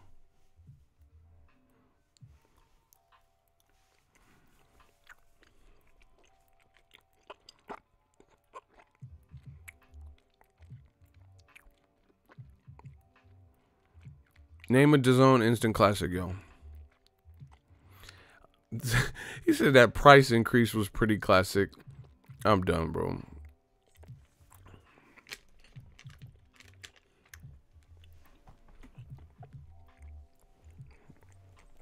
Y'all not gonna answer? See?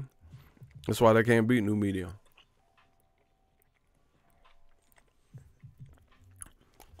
Tevin Farmer versus Fonseca. Hey, you tripping, bro.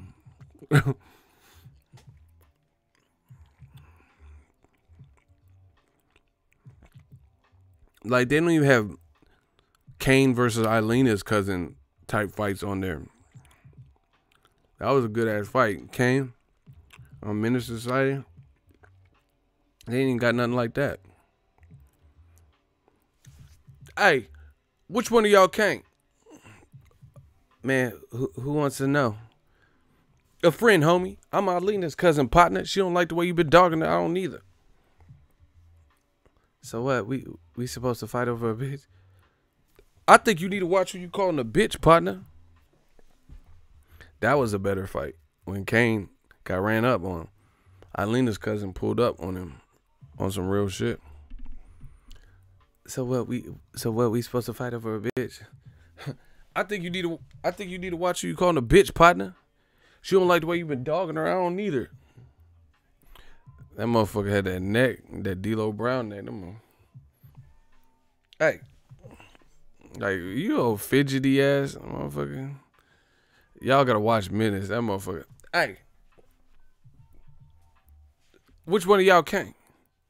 I'm Eilena's cousin partner. She don't like the way you been dogging her. I don't either. So what? We supposed to fight over a bit? I think you need to watch you. Like, that shit was. DAZN don't even have a Kane versus Eilena cousin, bro. See, Messiah said that's true. I watched Wilder Fury 5 times. Exactly. Even Wilder versus Ortiz, I watched that at least twice. I watched it live, obviously, but I watched it again. You know, we don't have to get into Mayweather. How many Mayweather fights I watched again? You know, Canelo Triple G 1 and 2 were on HBO, not DAZN. So though, I'll go back and watch those, but it wasn't on DAZN. I've literally never watched Joshua and Povetkin again. I literally never went back and watched Canelo versus Rocky Fielding again. You know, or any of the fights on the card, Tevin Farmer, I can't even think of a fight where I two-peated it and, watched it again. I'm just being real. I can't think of one to Katie Taylor. I ain't watched, Serrano and Cindy Serrano and Katie Taylor. I never went back. I watched them, but I never went back and watched them. The replay value. Who went back and watched Rocky Fielding get destroyed easily, like we all knew? Like, man, I got to see that. The people watching it are probably fucking Jacobs and shit because he's studying Canelo. You know what I'm saying? Look, Black Bruce Wayne said Charlo Harrison. I watched that like 4 times. That's what I'm saying. Like, and some of them are so competitive you watched it back just to like rescore it and shit. I can't even think of fights like that. That's how you know some of them haven't even been that competitive, because there was nothing like Canelo Golovkin or Harrison Jermell Charlo that I could really think of on a high profile level for DAZN that you even had to watch back to rescore it. You know what I'm saying? Like, man, I gotta watch that again. Some people had Charlo winning, some people had Harrison winning.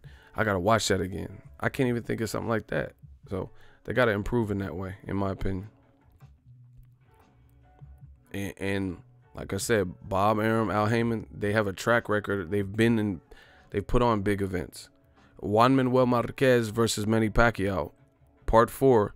That was a top-ranked show. I've watched that several times. That was a good-ass fight. And it was a top-ranked show. So, like I said, Dazn got to work on the instant classics. I literally, can you guys tell? Everyone keeps saying, oh, $100, $8.33. Name the instant classic that you've seen. They don't do pay-per-view, so, we can't say a pay-per-view fight. I'm even going to watch Errol Spence versus Mikey Garcia because it was such a surgical clinic. And I was like, damn, that boy good. You know what I'm saying? So I will watch that again when it's available on Fox. It might be available now. I don't know. But I haven't had time anyway. But I will watch that again. Canelo fight was a straight bust. Looks like it's on you, Canelo versus Jacob. Yeah, that's what I'm saying. That's the one that everyone's checking for. Canelo Jacobs. So they got to work on that. Like, did you watch, I don't know. I just can't think. You guys tell me. Just tell me the DAZN fight since May of last year, August last year, whatever, that you watched. It's an instant classic. And I'm not saying I never watched them because I had DAZN. So I watched them. But I'm just saying they didn't really have much replay value. Yeah, I think Fox should change that. I seen something like that saying that they're going to charge you for the pay-per-view again, and then it'll be available way later. I don't like that. See, I give my fair criticisms or whatever. I don't like that game plan from Fox, though. So, I'm not, never mind, whatever. I'm done, bro. I'm just saying, I don't even remember, a DAZN weigh-in that was just, heard around the world. You get what I'm saying? When Terrence Crawford fought Jose Benavidez, that made his rounds because Terrence Crawford got pushed and then Terrence swung on him. So that was on ESPN. They played that on the countdown, ESPN top 10 moments and shit.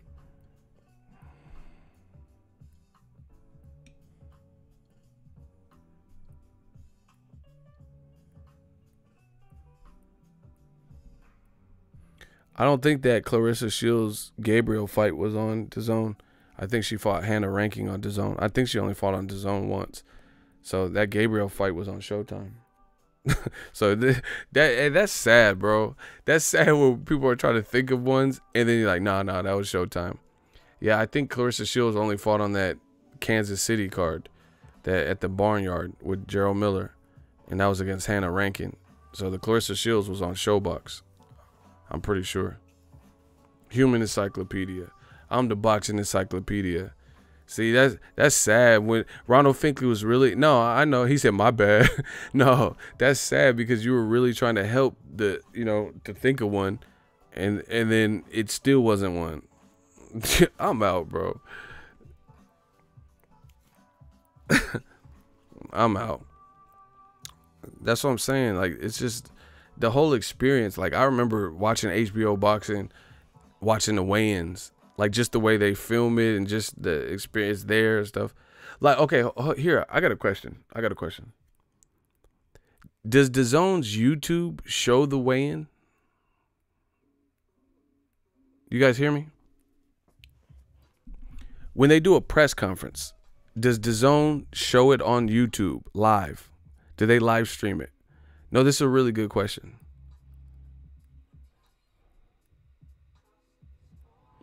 Oh, yeah, Big Baby pushing AJ. That was cool. That was good.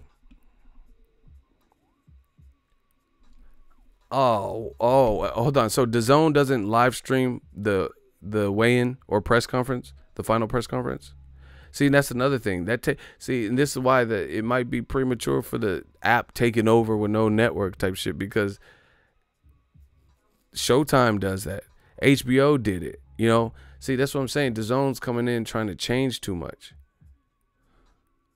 He said, I forgot they had a YouTube channel. This is just going all over the place. Bro, wow, they don't even live stream. See, and that's what I'm saying. How you going to get the traction if you're just putting up highlights of the weigh-in after the weigh-in happened? But then again, they probably can't, because here's why. Let's say, okay, you're right. Bro, this business model is crazy to me. I don't know what they were thinking. Okay, either way, listen. Prophet HD's claiming that they do live stream it. He says, yeah, on YouTube they stream it. Okay, so my question to you is this. He says, yeah, they live stream the weigh-in. Why do I need to buy the app to see the weigh-in? Do you get what I'm saying? So basically, what do you get for the purchasing of the app? If you can just watch the weigh-in in the press conference on YouTube, then what do I need the app for?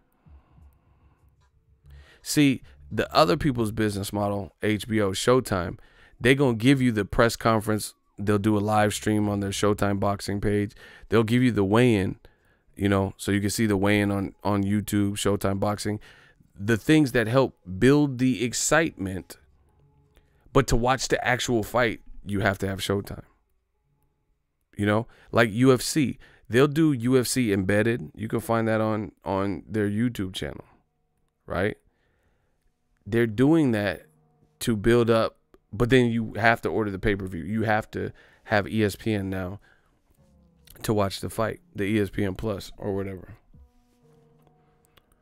So DAZN, you know, if they are showing the weigh-in, then what do I need the app for? So I basically just need the app for the fight, you know, and you just raise the price. So I could watch the press conference, I could watch the weigh-in, you know.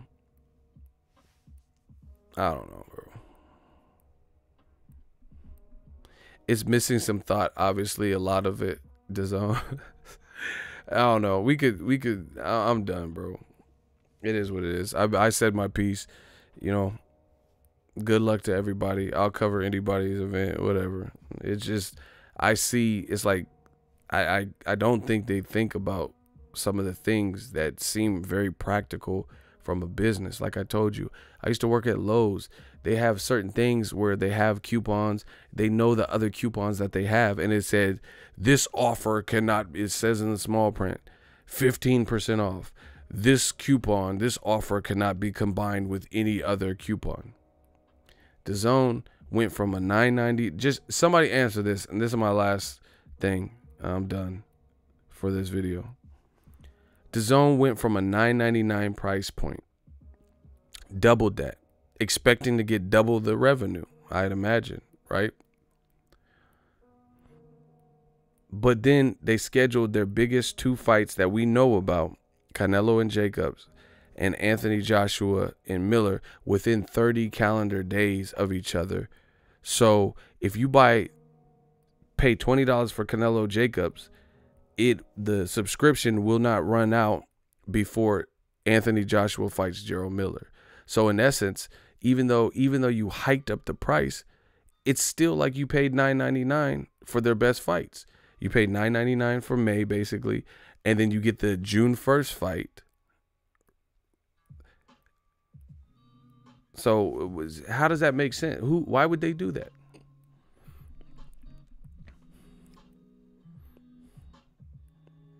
You know, versus May 4th, if you did anything after, if Anthony Joshua, Gerald Miller fought June 5th on, then you wouldn't be covered. You get what I'm saying? So that would require you, which would be the smart thing, if you want to see Anthony Joshua, Gerald Miller, it would require another $19.99 payment. Is my math off? Like, do I not know how to read a calendar? Like, what?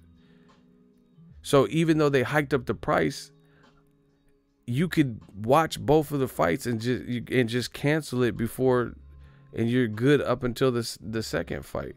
But like I said, the smart thing would have been Make them pay $19.99, your new price hike because you know people want to see the Canelo Jacobs.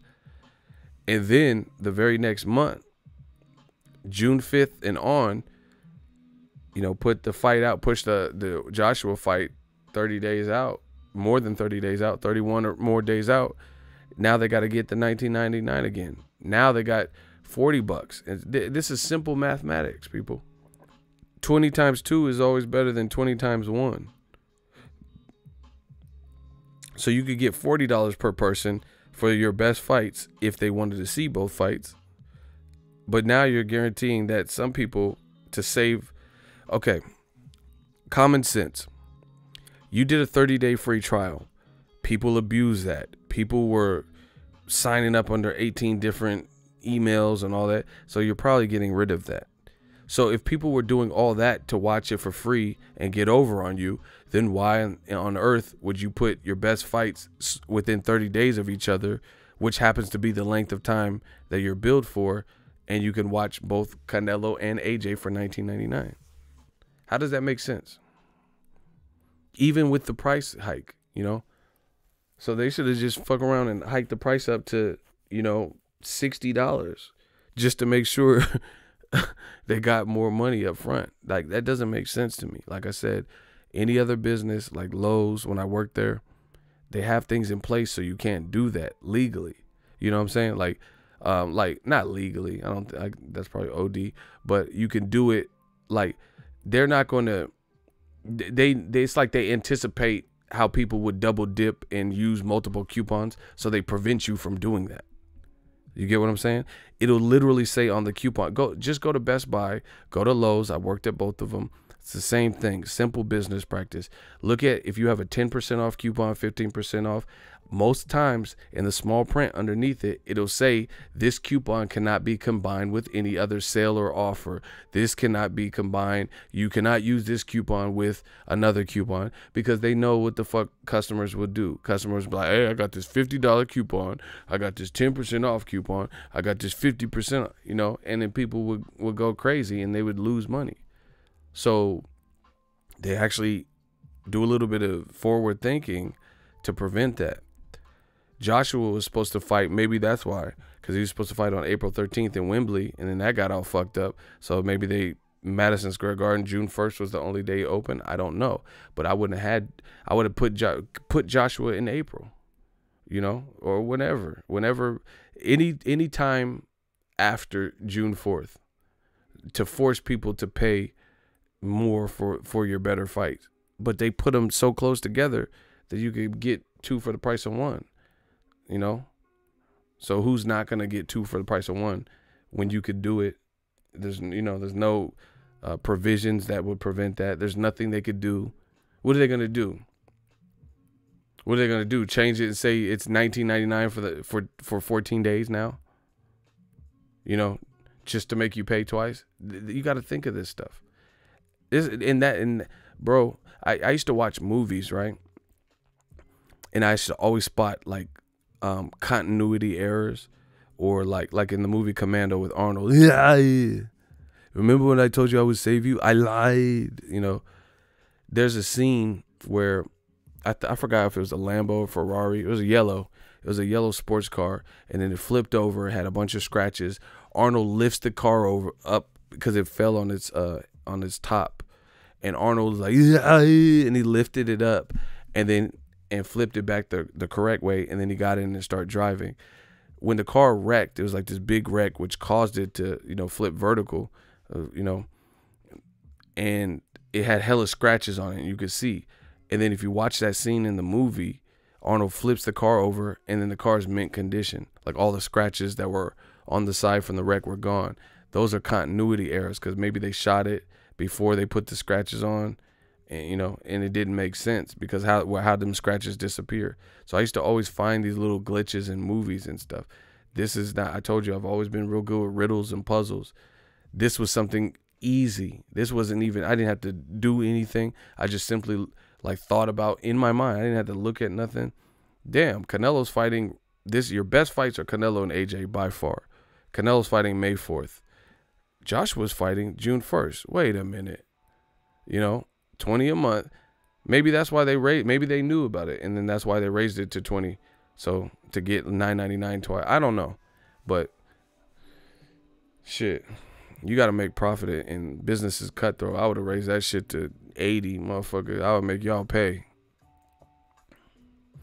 Fuck that. But like I said, Dazn took a stand. They wanted to be so much different than pay-per-view. We'll see how it works. That's my time, people. Let me know what you guys think. Please, if you're new to the channel, consider subscribing. If you want to sign up to ESPN Plus, you can do that. There's a link. Canelo Jacobs, there's a Box Fan Expo. I'll be there for that. You know, purchase tickets through me. Link in the description. We working. Peace out. Peace.